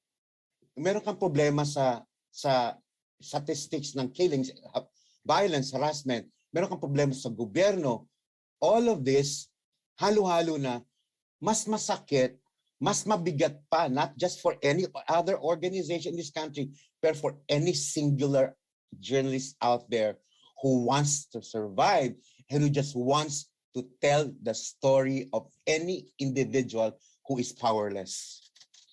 Okay.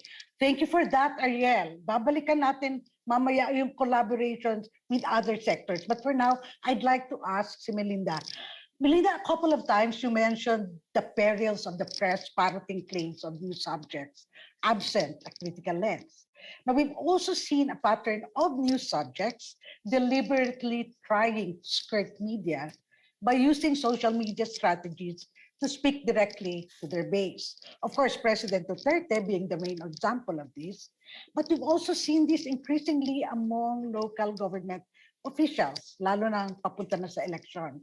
And this is also becoming more glaring among certain candidates in the May 2022 elections. No? Konti or very little or almost no direct engagement with journalists, pero ang social media networks nila full of reports from pages and accounts that bill themselves as media. Ano yung repercussions nito for the citizens and for the country, and not just the media community? It's the breakup of democracy. If you're no longer bound, if we're no longer connected, and what you described is what's actually happened, how social media became the instrument of polarization, of dividing, of setting apart the different communities. And they talk only within their silos. And much of that is even silos of contempt, of not wanting to engage with any other. Ma'am, ako ang Nobody's dila ay right. mo hangyo, okay raman siya dili mo hangyo. And therefore we feel, I feel na natalo na nga tayo. Paano natin babalikan? Paano tayo babalik doon sa punto na pwede tayong lumaban? Yun yung aking concern. Naunahan tayo. Nabilisan tayo. Yung may pera, nung naging gobyerno na siya, yung kanyang social media army gumalaw para sa kanya. Pero pera natin yun eh, di ba? Ngayon na nasa gobyerno na siya, yung perang yun, ginagamit, pera natin yun. So maaaring, ewan ko kung mayroong mga abogadong pwedeng tignan na there's something unconstitutional kung ang ginagamit ng mga ahensya ay panlaban sa mga mamamayan. Dahil ito, panlaban sa mamamayan. Parang kailangan talaga yata isipin mo yung out of the box solution na sabihin na at ipaalam sa lahat na itong ginagawa ng ating gobyerno, paninira ng sistemang demokrasya. Ngayon, problema natin kung hindi pa tayo nagkakaisa-isa, na ang gusto nga natin, moving forward, demokrasya pa rin tayo. Kaya sa akin, unang-una, lahat ng newsroom kailangan nasa side of democracy.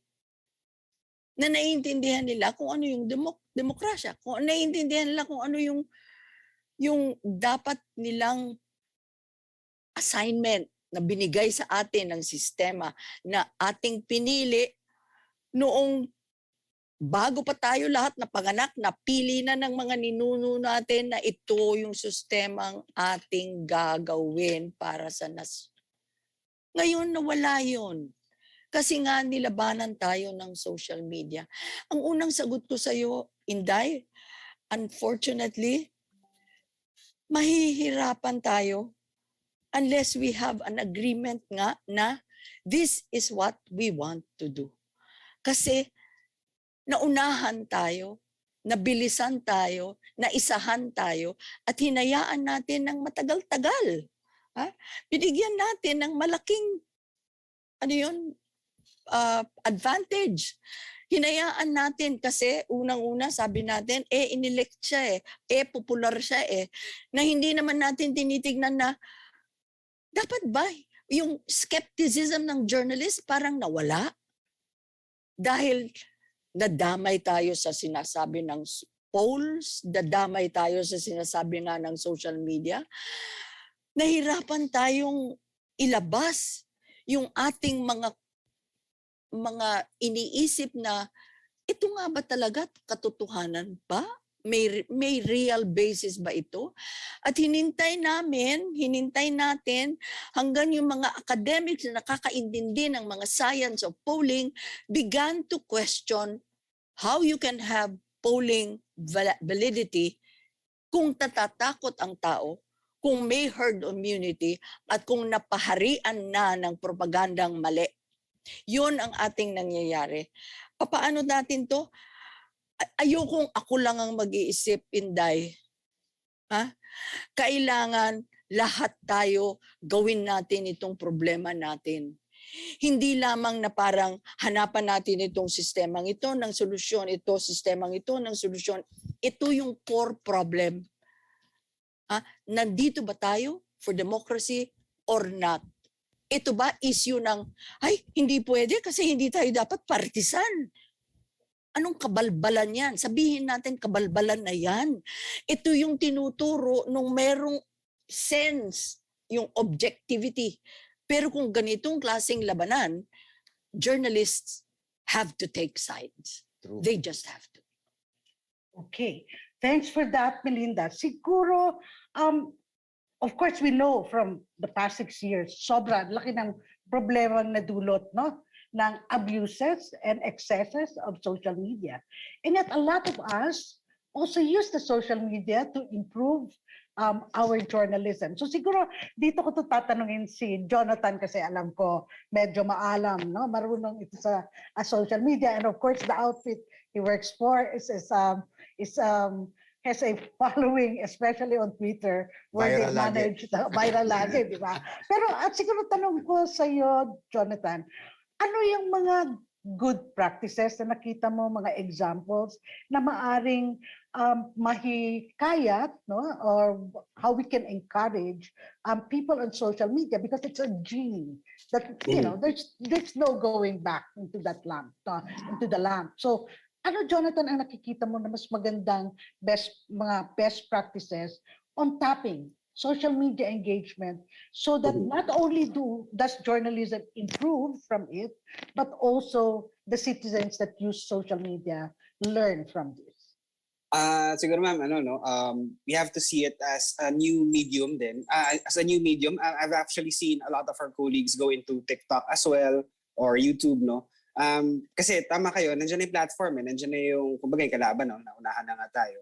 But we can go into it, we can study the platform, study the formats, while still maintaining yung basic principles natin as journalists, no? Na magiging mas engaging tayo, sure, minsan pa-joke ng konti, but at the heart of it is a certain truth or a certain fact, no? Also, we should also use it as a way to get feedback from our audience, no? A lot of the time, it's easy to parang dismiss it as hate or as trolls, but ano rin to mga totoong tao rin to minsan, and they do have siguro some questions about our stories, some issues about how we cover, no? Without giving up yung editorial prerogative natin, we should also use that as a way to listen to the audience, no? Ma'am Inday, dagdagan ko. Teka, sige, si Carmela muna, and then Melinda, you raise your hand. Sige, okay, go ahead. Maganda kasi yung sinabi ni Jonathan. I remember, ang daming mga studies ng academics on social media as a beat, actually, as a beat of journalists. Ang interesting dito, in other countries, titignan nila whether journalists use social media to represent the voices of the politicians, looking at their accounts, or are they representing the voices of the public using, public accounts? Importante kasi na, in our reports, it's always important to represent public opinion. Yun yung kulang minsan sa discourse natin when we're so focused on the politicians. So when we look at social media and always go to the accounts of the politicians, we magnify the voices of the politicians when they already dominate our traditional media, because we have access to them through interviews. So in that sense, the social media is really an opportunity to magnify the voices of the public also. But we have to do our job nga. Let's verify that the voices we're amplifying are real people. And if we find this accounts, if we see patterns in opinions about issues, there's really a lot of opportunities still in social media. Obviously, there's a lot of threats, but let's reclaim. It's the challenge, reclaiming the space. How do we use it for the good? And I think that's one thing. Let's try to amplify public opinion through social media. Kasi minsan, puro politicians yung nakikita natin even in social media. At ay kinabang. Sige, Melinda? Oh, alam mo yung isang challenge dito? Sabihin mo viral yung tinatakbo ni na Jonathan. How many news organizations will carry that as well? Ito yung challenge ko from the beginning eh. Masyado tayong naging competitive. Masyado tayong yung rivalry among news organizations. Yung mga bata, when they got together in some meeting, in some big birthday party, they said, why can't we work together so that our stories all cohere? Na iba-iba yung angulo, pero we're working together across the board. And parang yun yung dapat natin na umpisahan nung umpisang-umpisa pa. Nung umpisang-umpisa pa, bago pa siya lumakas ng ganito kalakas at bago pa nila nahawakan at napinid na nga yung social media na parang sila na lang ang hari doon. Dahil yung mga nakakommit na dapat tayo yung laging nagche-check, di ba? That solidarity was cracked by the kind of competitive culture that we fostered amongst ourselves. That I am telling you, nung panahon ni Marcos, hindi nangyari. Dahil yung mga nandun sa kabila, naintindihan nila kung ano yung ginagawa namin sa kabila, nagbibisitahan kami, hindi kami nagmumurahan, hindi kami nag-aano. Parang, alam mo, nandito lang kami dahil nandito kami ha, pero tinitingnan namin lahat ng ginagawa ninyo, etc., etc. Alam namin magkaalay-alay pa rin solidarity. Of course, merong ibang hindi. Pero merong dun yung core. Yung core na yun ang hindi gumalaw ng maaga. Na dapat nasabi natin, solidarity first. We have to be together. Why? Because social media disperses the messages, and kahit na isang gumawa na magaling sa news organization na maging viral lang siya, pagkatapos yan babagsak na naman sa bottom of the sea. Yun yung alam kong naiintindihan ko about the problem of social media and how you hold that coherent messaging unless we hold across news organizational boundaries and say, kailangan pa ba ito ipadaan doon sa mga hari natin sa itaas na nag-aari sa atin? Hindi. Pwede naman yung guerrilla warfare, di ba? Oh, okay, sorry, maybe I should not have announced that, but if it's guerrilla warfare, nobody is going to discover it if we're good at it. Sige, si Ariel yata may sagot. Very quickly And lang. then I'll go to other. Kanina, no, magandang i-reflect yung binanggit ni Ma'am Melinda kanina, yung isang painful reality talaga or experience, yung binanggit niya na natalo na tayo ng kung anong puwersa man yun. Why is it important to ponder on it at this point? Kasi hindi natin iningatan at pinangalagaan yung audience natin. Nawala sila kasi naging kampante tayo. Naging kampante tayo kasi we thought that we are the end all and be all at tayo lang talaga pakikinggan ng audience. Pero nagbago na yung kanina binanggit sa keynote speeches, binanggit ni Maria Ressa yung building communities. At this point, if you want to take back spaces which are not entirely ours, sa publiko yan pero pinangangalagaan natin yun, kailangan natin mag-add pa ng communities offline and online. Kaya babalik-balikan ko yung sinasabi ko kanina, ang kahalagahan ng academics, ng academic community, ng educators, ng teachers, kasi sila dapat ang nakakaintindi ng realities tsaka ng truths. And these are all basics in content provision. Not only in journalism, where everybody now is a content provider, kailangan natin paigtingin, hindi lang yung pag-embrace ng teknolohiya, pero paintindi sa teknolohiya na dapat hindi tayo ang gamitin. On the other hand, dapat tayo ang gumamit sa teknolohiya so that we do not become slaves of technology and social media.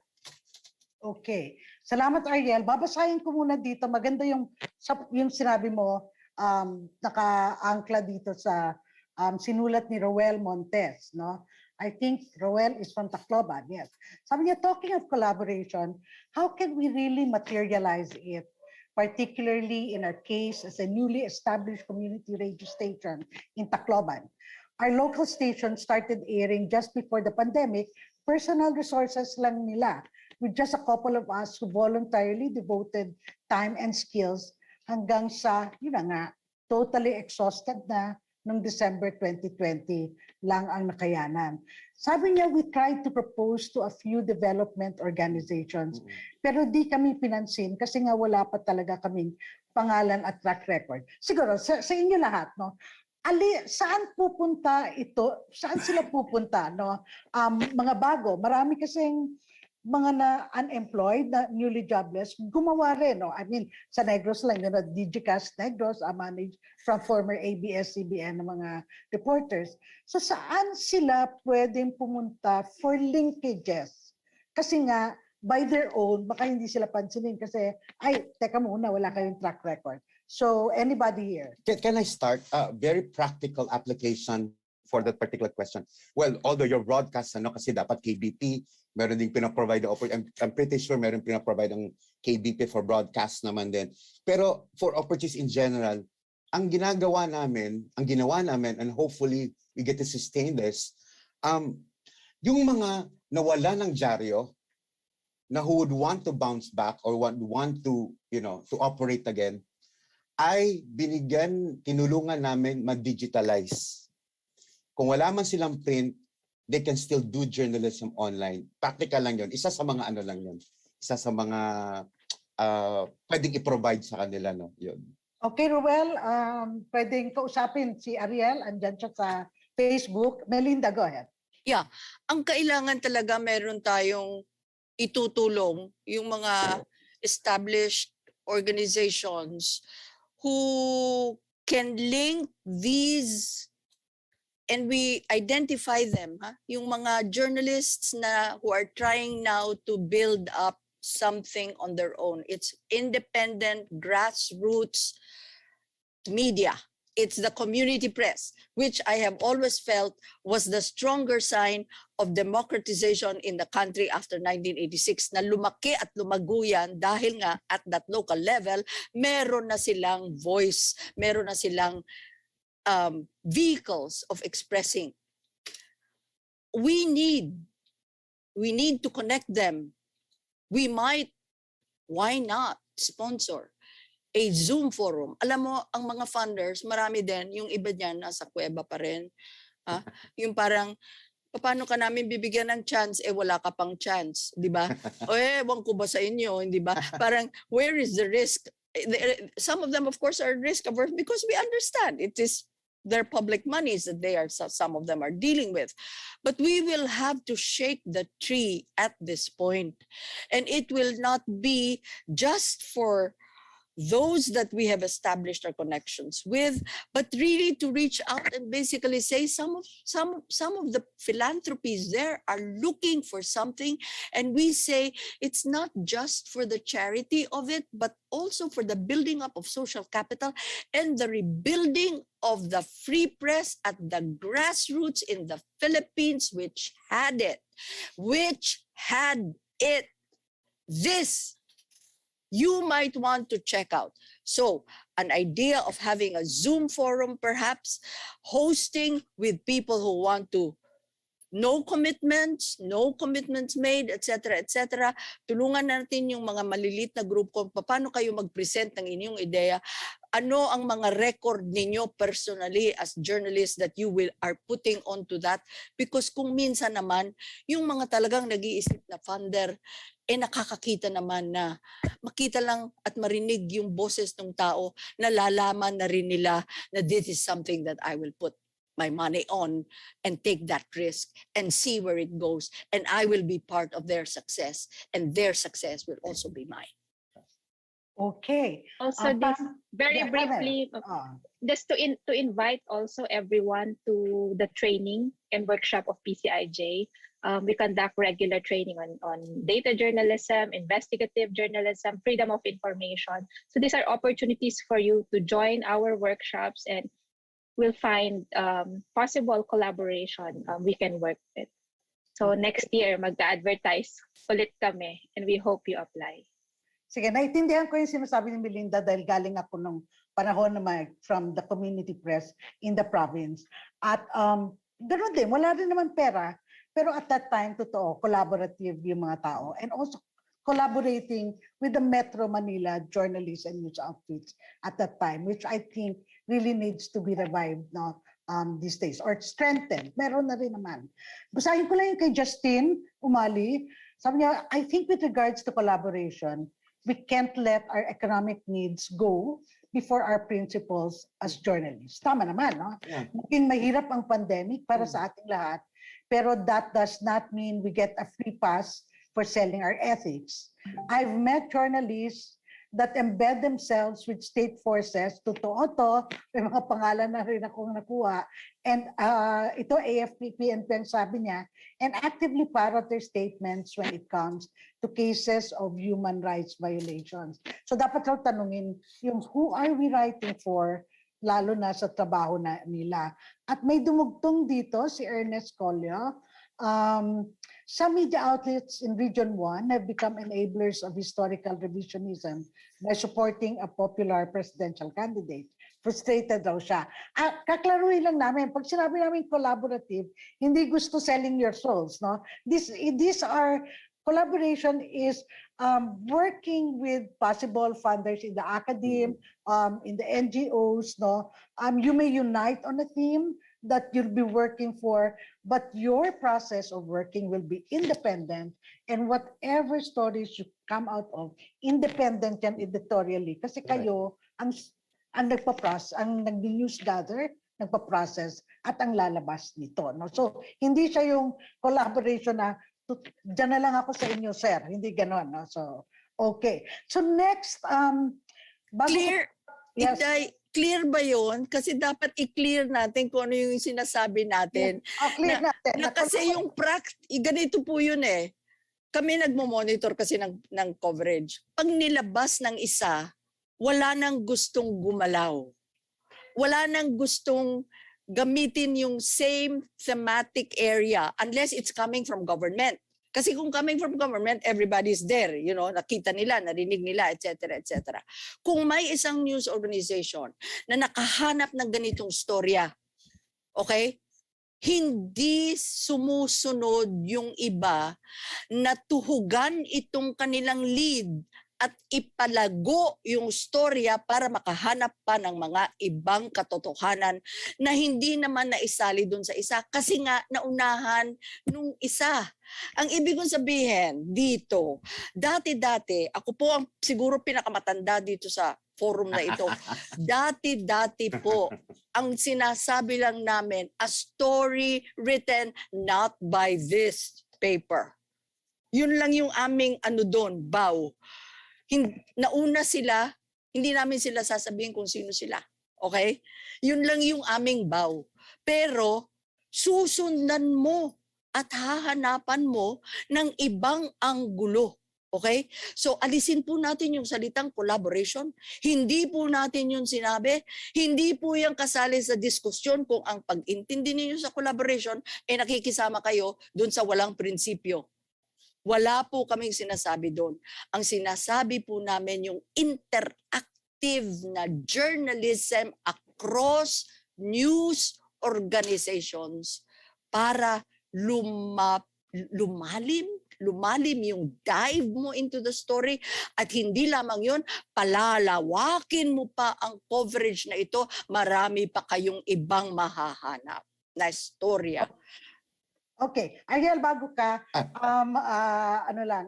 tama yan, no? Yung sinabi ni Melinda. Sa national news naman, nakikita ko na Melinda may pagbabago. No? Ang nakikita ko, whether it's ABS reporting or GMA reporting or Rappler reporting or Philippine Star reporting, pag may nag-scoop, ina-acknowledge na ngayon. Na-scoop nila yon. Nakikita ko yon. No? So maganda yan na example din. And then you run with the story.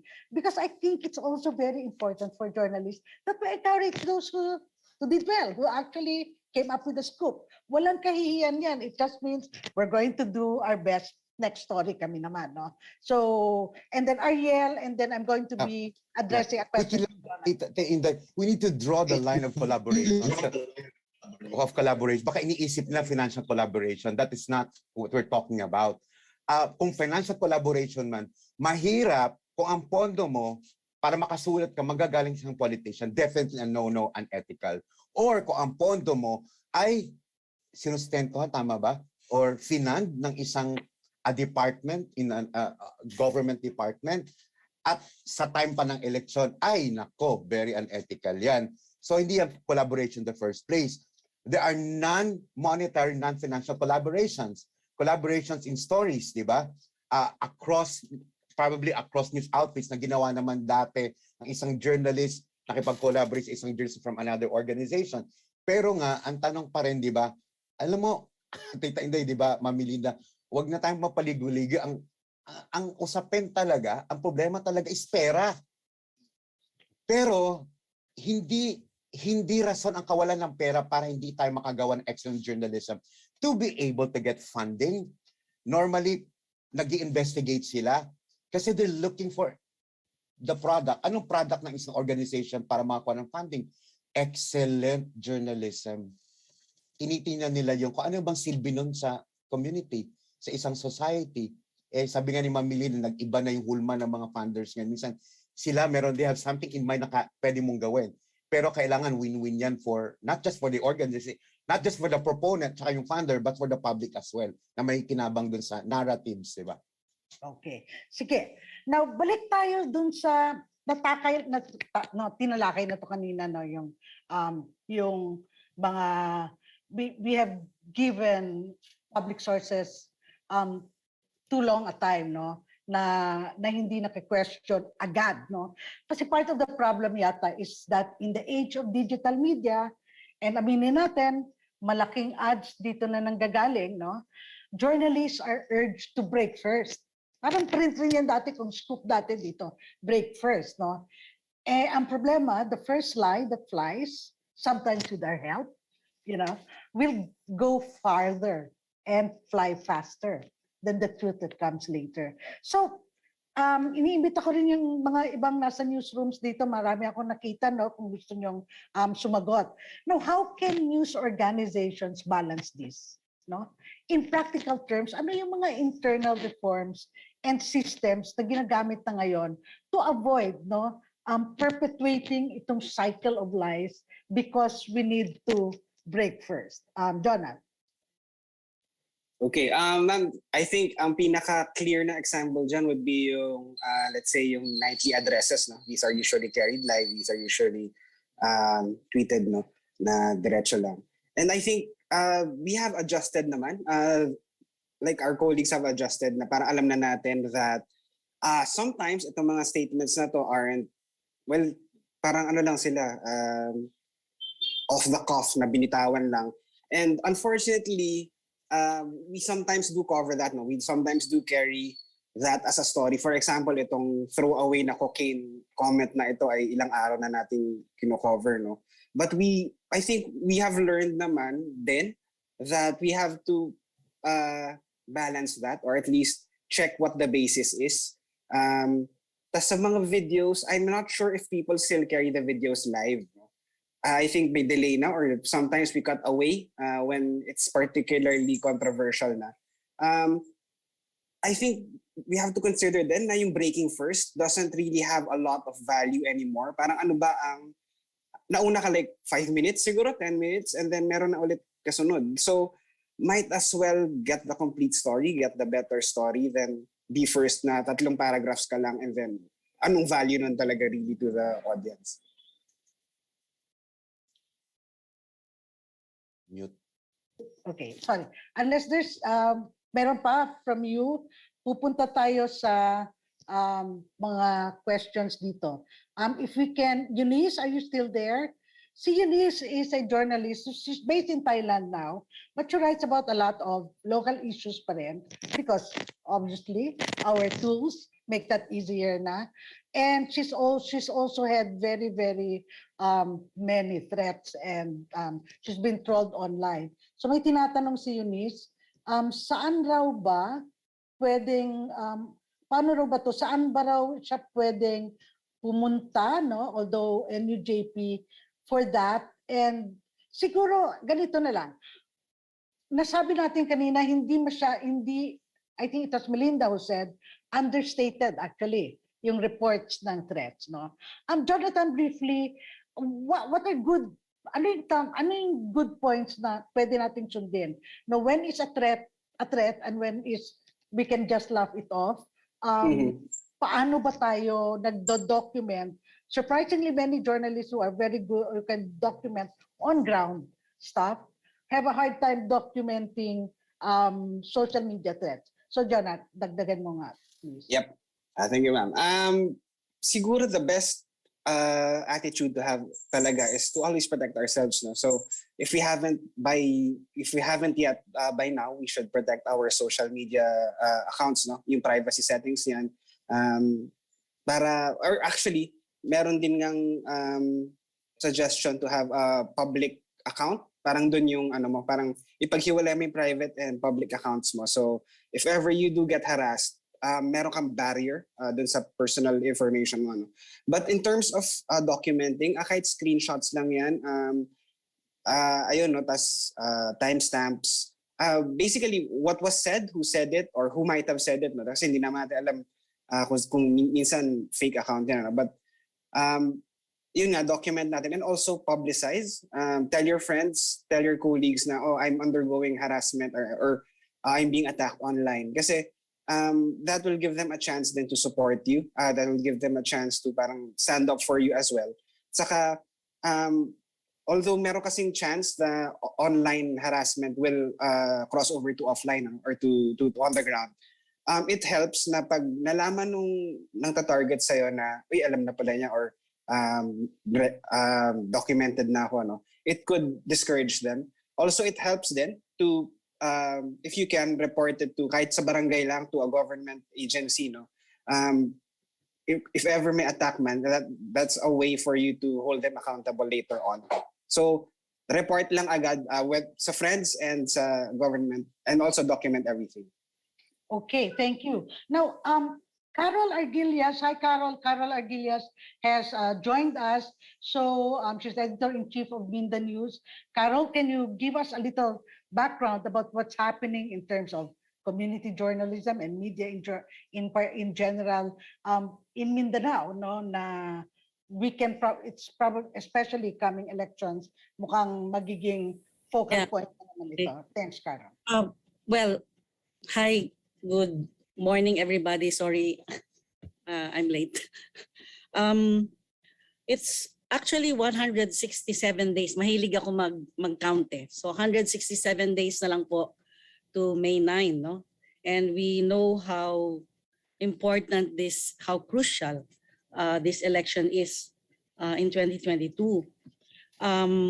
In terms of, I think nabanggit na ni Ariel kanina, yung problema about the community press, no? Na because of even before the pandemic, but especially during the pandemic, quite a number in Mindanao actually closed, stopped publications for several months. Some did return, but with less frequency. Instead of daily, naging twice a week, thrice a week. Twice a month. Oo. So ang hirap, no? And then I think also as we talk about the Ampatuan massacre, I think we should not also forget the political massacre last year where the giant network ABS-CBN was not able to operate because Congress did not grant the franchise, no? At maraming na-displaced noon, especially in Mindanao, and we also know that the reach of ABS-CBN, especially in the other parts of Mindanao, is so huge, no? So malaking void yung naiwan ng ABS-CBN. And yes, nabanggit na rin ni Ariel kanina na quite a number of the reporters who were displaced, who lost their jobs, have actually also turned either to government or have become part of the campaigns team of politicians. Kasi nga, it's saan ka pupunta, no? So it's a matter of survival. Pero kung pwede sanang balikan ko lang yung binanggit ni Roel kanina. Was it Roel or Roel? Roel. Yung Tacloban na when they were starting, because it reminded me of how we started in Mindanao.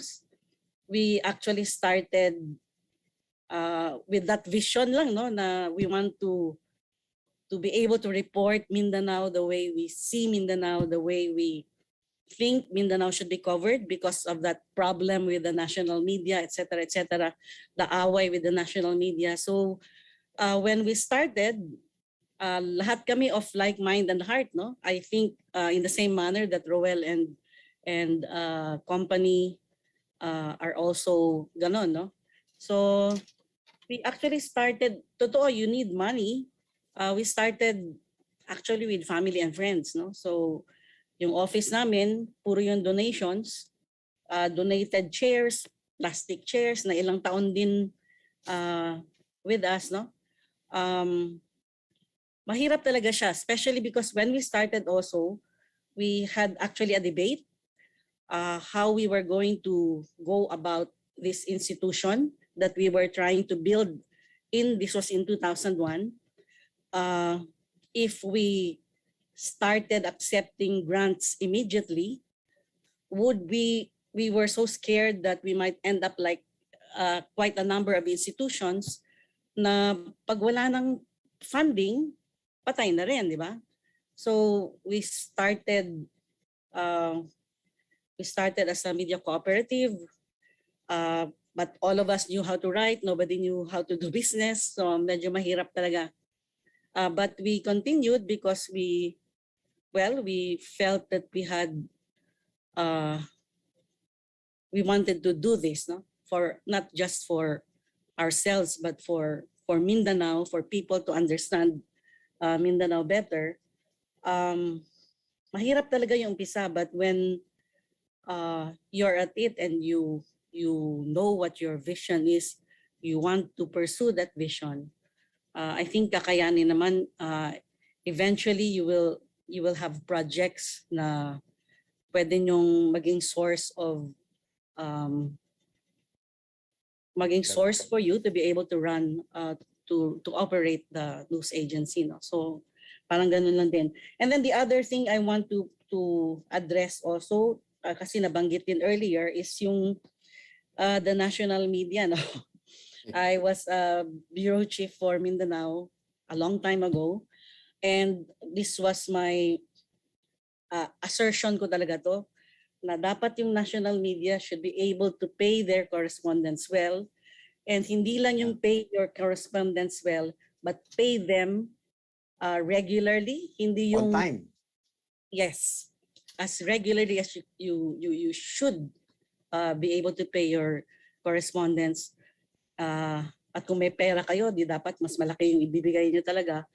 But more than that, I really still don't understand why it's so difficult or why it has become a policy. Although hindi naman siguro lahat, why cannot national media hire reporters from the provinces? Bakit ang turing sa mga reporters sa probinsya ay puro lang correspondents na marami namang qualified to be reporters, to be regular reporters, to be given the same benefits as the reporters based in Metro Manila? O yun lang muna siguro, Inday. Dadagdag lang siguro ako dyan kay Carol dahil naging from PROMD, naging national desk ako and handling a lot of provincial correspondents. Tama yan yung late. May panahon na yung diaryong pinagtatrabahuan ko, anim na buwan late yung sa correspondence. Pero I'm going to stress this kasi talagang soapbox ko rin to, no?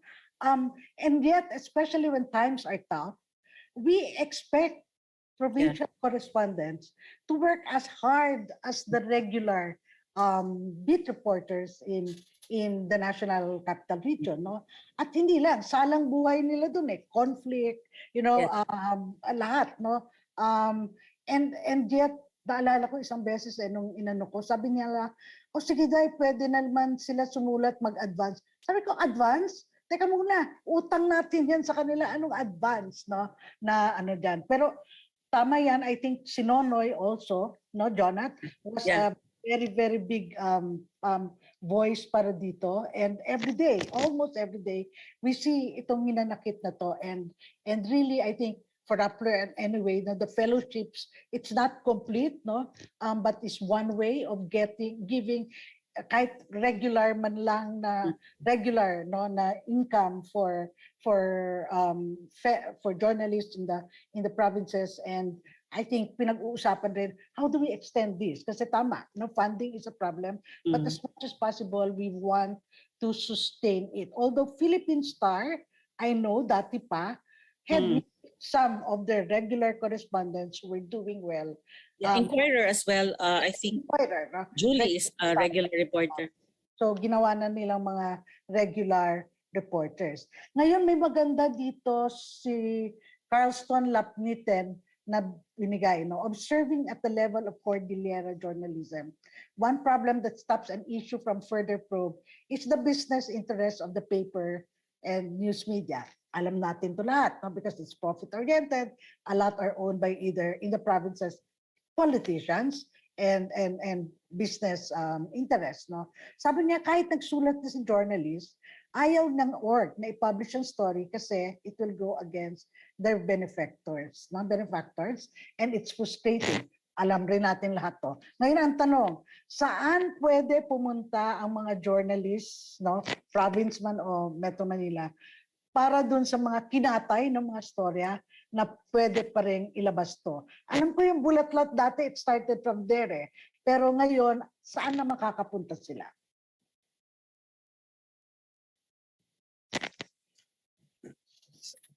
Paano ba? Ang Hindi. kailangan natin naman. Kami sa PPI, meron kaming di ba, monthly, magto 2 years na. So we encourage reporters na whose stories do not see print dun sa yung sa regular employment nila, na sa News Commons namin, sa PPI News Commons, yung news platform ng PPI. So pwede nila doon, isi-screen namin kasi we cannot pay naman. Ang ina-upload namin ng story about the pandemic and elections, umaabot ng 1,000 every month. 1,000 or 800 to 1,000 stories. So impossible to pay them all. Pero sige lang, wag mawalan ng lakas ng loob, tsaka 'di ba? Malay mo, 'di ba, one of these days yung story niyo every month, yun yung isa doon, it's an avenue for their stories, Tita Inday. Sige, follow up kay Ariel, no? Alam natin na well, partly of that, sige, mabayaran yung mga stories, no? Hindi man kalakihan, mabayaran siya. Yung investment of time and labor and of course the technology and resources that go into it. Pero more than that, nagsusulat tayo because we want people to know about the stories that we're covering, no? So, yung sa PPI ba, do you send to news outfits at pwede nilang ma-pick up para Ayun. That's a very good question. Yung news platform ng PPI, which is the www.ppnewscommons.net pala, ang arrangement doon, lahat ng mga stories na andon, pwedeng i-pick up ng una by the members kasi syempre ang members nangangailangan to promote each other, supporting each other, etc. Number 2, pwedeng pick upin ng iba, especially yung KBP nagpaalam sa amin as long as there's attribution. Number 3, we have an ongoing partnership with ABS-CBN for election-related stories to be used by them. So yun, in terms of amplifying the stories, the narratives, meron namang opportunity na ganun. Pero hindi sa lahat ng pagkakataon mababayaran sila. Pero pagpasok sila dun sa monthly monitoring namin, mababayaran na namin sila. Yun. Pero yung point na hindi pinalabas, hindi na publish, so meron namang other platforms to publish their opportunities for them. Talaga naman. At siguro dahil nga may mga senior sa PPI, no, Ariel has a lot of help also from senior journalists, minsan kung ano yung holes, no, sa ating coverage ay matutulungan nila punuin, and that improves actually the chances that your news stories are going to come out. Ngayon si June Aguirre, no, I would like also to emphasize na during presidential visits or when national executives visit the provinces, yung national media laging mabigyan ng priorities rather than the community press. Yan po yung isang dilemma ng community press.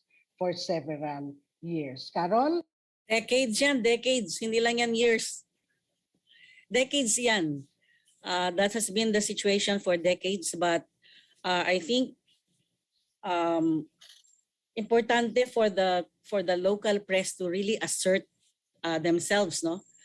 As we have done several times, even before Digong and during Digong, kasi you really need to priority is really the Malacanang press corps, no? But what about us in the provinces, no? So bakit hindi kami pwedeng lumapit din doon? So nakikipag-away po kami just so we could get the attention of the president. And it has been the case here for several decades and several administrations. Makikipag-away ka talaga. You have to assert. Tama, no? No struggle, no gain, no glory yan, no? Kailangan i-assert nyo, no? And, teka, punta pa tayo. Ang daming mga questions rin dito, no? Sige. Si Mark naman, sabi niya, no? Isang problema is naririnig namin sa editors na ginawa na ni ano yan, no? Sa ibang dyaryo, siguro, yung ibang news outfits. So sabi niya, maybe we should start telling reporters to do it and find a new angle. Maybe that's what we should ask Carol, Carmela, Jonat, even Melinda, no? Sige, give us examples, yung nakita nyo, okay, lumabas na siya, no? Paano hahanapan ng mga bagong angulo in practical terms? Marami rin nagtatanong talaga ito every workshop. Siguro ako magsisimula. I think this is really what PCIJ, this is the gap that we're trying to fill. Kasi we work with journalists in the regions. And this year, we've published several. Nagkakandak kami ng training, and then parang ganito, we hold trainings and then we choose fellows from our training and workshops and then work with them. Siguro yung challenge talaga, minsan din sa mga breaking, sa mga news organizations sa regions, is it takes time to do investigative journalism. So yun yung ino-offer ng PCIJ na we can take the time. Na minsan it's the same topic. For example, we just recently published yung plight of the contractual health workers.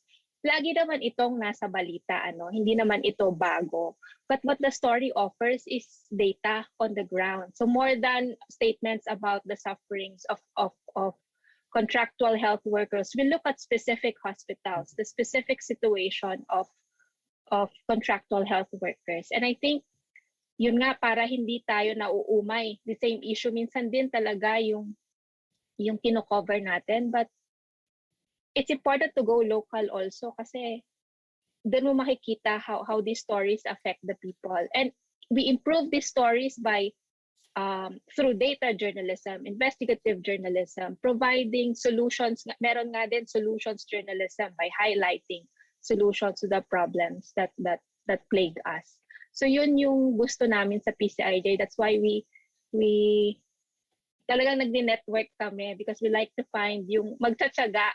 We have to admit, tsaga din talaga ang nire-require namin sa fellows ng PCIJ because as our fellows attest to this, it takes back and forth, a lot of back and forth before kami makabuo ng mga story. But this is what we offer yung mga journalists, the time. Na minsan walang time minsan ang editors dahil breaking news palagi on the ground. No? It's the time that we can go back and forth on this topic until we can produce a story na hindi lang, that will last more than a day, na hindi na siya tapos na yung story after one day. It's a story that could last because it looks into the entire context of the stories we're looking into. Si Carol. Yeah, well, ako, it's really, it's important that the editor knows the subject, no, very well. That's very important so that he or she can guide the reporters na quite a number of them medyo bata din, no, so medyo kulang sa context and of that particular story. So patience. It requires a lot of patience and a lot of of guiding and mentoring talaga. So that you come out with a story different from the others. And also yung nabanggit kanina, yung bago ako pumasok, yung speed and accuracy, no? Siguro yung magandang sample nito yung kay George Madlos, the NDF spokesperson for Mindanao, because ang dami ng reports na lumalabas na coming from the military na he was killed in an encounter. Pero cautious kami doon dahil ilang beses na kasing pinatay si Madlos, no? So before we came out with the story, tiningnan muna namin kung we checked muna kung ano bang alam nung mga sources din natin, no? Wala ka pa ring makuha talaga. So we ended up with a story that said ito yung report ng military, but we also indicated that Madlos has been killed several times in several military reports. Para lang alam nung readers yung context. Tama rin yan. Yun yung aming correspondent to na Roy, ganun din. Sabi niya, ilang beses na pinatayan. Sandali. Nasaan ang pruweba na pinatayan? So, hindi agad. Tama yun. Hindi agad naglabasan ang news organization. Wala kasing body. I mean, usually may pictures agad sila of the body. Kasi especially this is a high value target, no? Kaso wala eh. So, what do you do with a story like that, no? And everyone was already using it. Pero wala yung konteksto na ilang beses na yan siyang pinatay. Siguro sa national outreach, sige Melinda, pero briefly, national outreach, it's also very important na kinikilala yung lalo na pag veterano na ng mga provincial correspondents yun. Kasi alam nila yung context no? At sana rin laging nirerespeto kung saan nanggagaling yung hindi basta-basta, and I know Carol knows about this media organizations, yung biglang umaga magugulat na lang yung correspondent, bakit ganyan ang storya kung lumabas sa national? Sila yung nakasalang dun sila yung harap sa news sources at ilang beses na talaga papahamak ang mga correspondents dahil sa insensitive. Pero ngayon siguro wala na tayong excuse, instant na yung communication natin. Siguro wala na excuse ang National Desk to change, a story without asking the correspondents. Melinda? Yeah, dadagdagan ko lang yung sinabi mo, Inday. Talaga naman, pag may naglatag ng storya, merong nag-break, right? Kaagad naman yun, imamap mo na Anong alam ng tao sa history at background nito? Isang storya na yon. Nakalink ka na kaagad dun sa community na dun siya nakilala, hindi masyadong kilala sa national, pero nakilala siya. Anong perspektibo ang mabibigay mo dyan? Saan siya dun sa mapa ng whatever, national struggle, kung siya nga ay in the insurgency, etc., etc.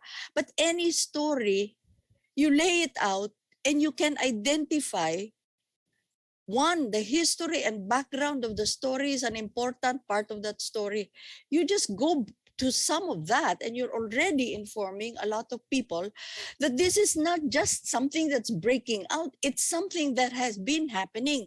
So this whole issue of timeliness, yung mga nangyari noon, timely to know now dahil it gives meaning to the currency of this particular event. And then you find out how many sources are already around that. Tumawag kayo ng mga ahensya, sabihin ninyo anong nalalaman ninyo dyan. Storya yon kung wala silang masabi. At kung pagtatakpan nila yung storya na rin yun. Bakit hindi nalalaman at bakit hindi sila nagsasalita? Malaking storya na rin yun. Madaming tuhog-tuhog yan na pag inupuan lamang, kasi hindi solo job ang journalism It is always a team working together and it is an edited process. And that is why you can have so many stories. Si Carmela, ang dami niya sinabi, data, blah, blah, blah. Yung mga iba na-overwhelm ng konti dun sa challenge na ganyan. But even in the ordinary old style new storytelling, you can take a story and find out all the different truths that Filipinos should know about that is reflected by this one development. It is not just the story of an event, it is the story of so many other stories. And this is how we can keep the community journalists involved and engaged in national reporting. Well, Inday? Carol, briefly, okay. Sige lang. Tayo. Sige, go ahead, Carol. Yeah, when I have the time actually, I return the story to the, hindi naman to lahat ng stories, no? Yung mga storya na ano. I return the edited version of the story to the reporter for comment or kung clarification kailangan. But of course, you cannot do that for every story. But I try as much as I can to send to the reporter so that it's a learning process also for the reporter and for the editor. Okay. Siguro very briefly, and then I'm going to ask you guys to give konti-konti na lang no, yung closing remarks ninyo. Address lang dito kay Cherry Salazar. No? Anyone can now publish their own content and the audience can freely choose what they consume. So nawawala na yung gatekeeping functions ng news orgs. Dahil sa digital platforms, how can we reclaim that? Siguro ito sasagutin ko. No? I'm one of those na naniniwala sa social media. That's actually how I started breaking away from my print job, no, hanggang sa mapunta sa magulong social media. Believe me, nandiyan na yung problema no, ng mga fake news and disinformation, and one flank of the struggle is fighting that. No? Maria, Melinda, John Henry, a lot of us, Jonat, no, we work hard there. No? Pero hindi yan dapat eh. We can't just fight disinformation. The best way is to make the truth, give the truth a bigger reach, no? And that falls into us, no? And that can be done not by shutting off social media denizens, no? That can actually be done like what ABS, Move ng Doppler, GMA, and kahit sina Jonat, no?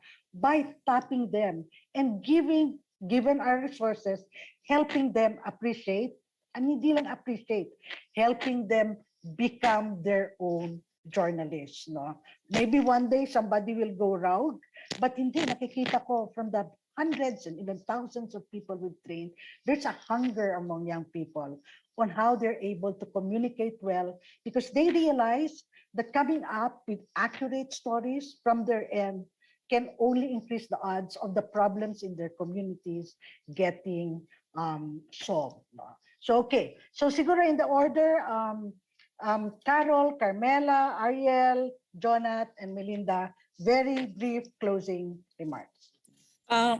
Ito, very brief talaga. At paulit-ulit ko rin itong tinatanong every chance I get, every forum, as much, kung pwede lang. Yung balikan parate, yung bakit ba tayo naging journalist? Kasi kung alam natin yung sagot doon, kung bakit tayo naging journalist, I don't think may problema yun. No?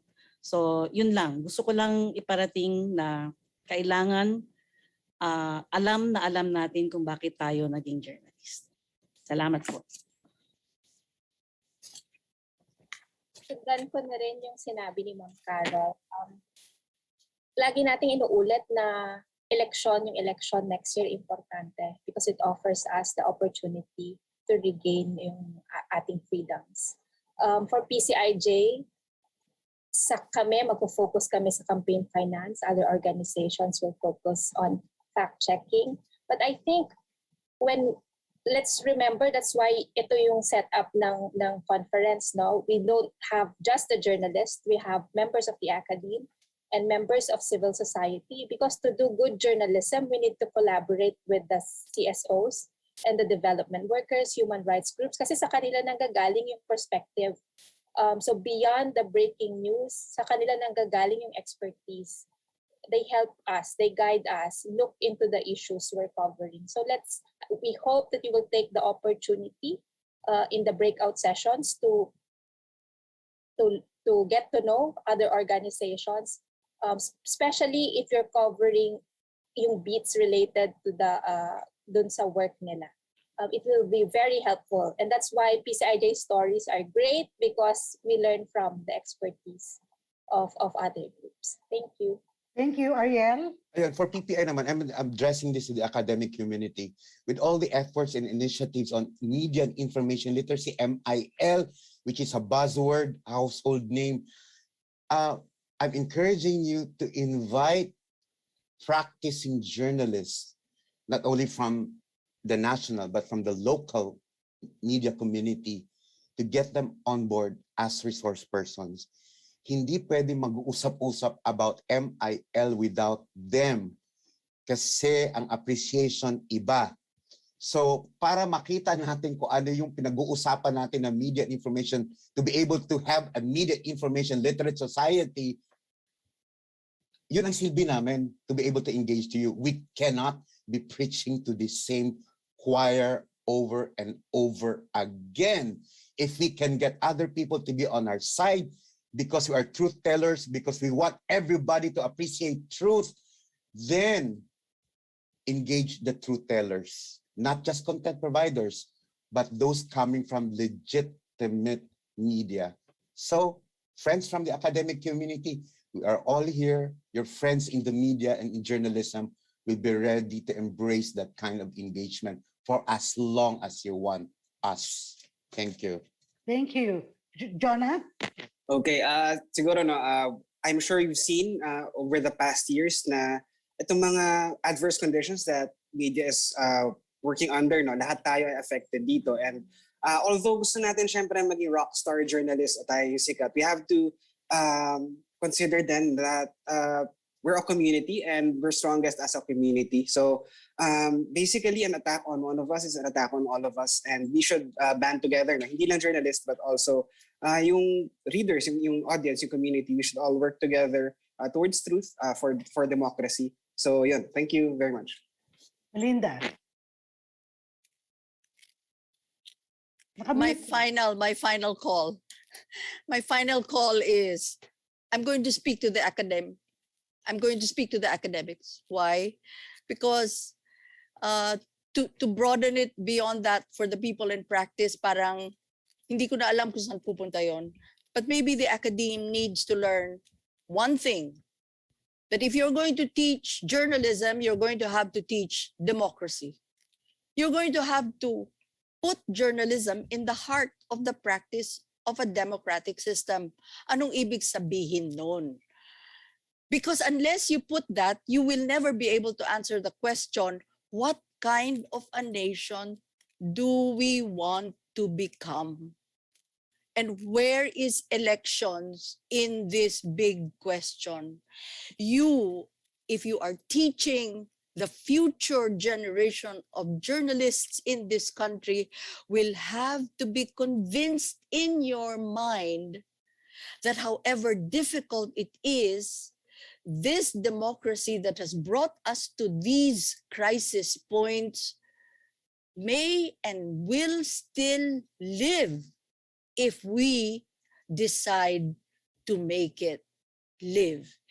We have material on our website that will give you in little snippets, in little formulas, in little whats, how to teach students to appreciate why journalism is the best way. But you remind them it's not easy. You are going to have to do hard work, and don't think that being a journalist is going to be the least of the challenges. It is the most challenging of calls in life. Thank you very much. Thank you so much, Melinda, Jonathan, Carmela, Ariel, Carol, sa and our audience, really, lovely interaction from them. Siguro, ang huling sasabihin, we're closing now, is we say media is a reflection of the society we serve. But we're not just a reflection. We are part of the society we serve, no? And it's high time that the old separation between the audience and the media is broken, not just by a lot of abusive social media strategies, but to reclaim it, we need to make truth tellers more courageous in navigating this very this arena filled with a lot of minefields. Pero siguro higit sa lahat is maniwala tayo sa audience natin. Maniwala tayo na kapag kasama natin sila, nagtuturuan pa, we teach each other because we have a lot to learn from them. We can save democracy. It's not going to be easy, but we've done it before, we'll do it again. Maraming salamat po sa inyo lahat.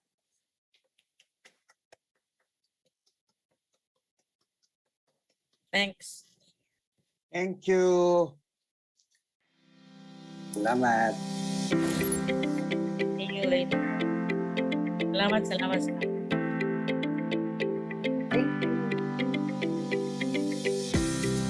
you.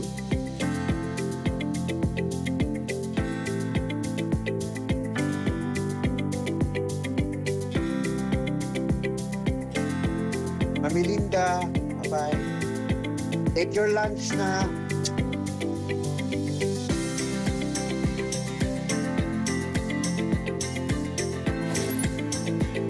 Doreen, thank you. Congratulations, PCIJ.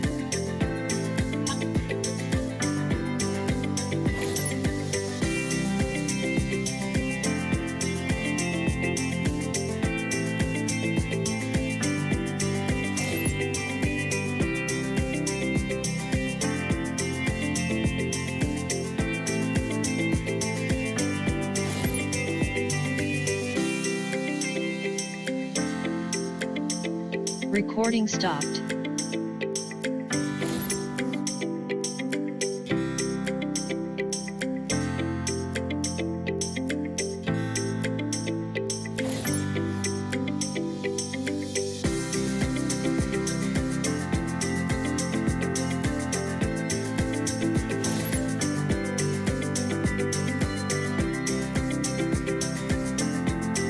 Carmela, thank you.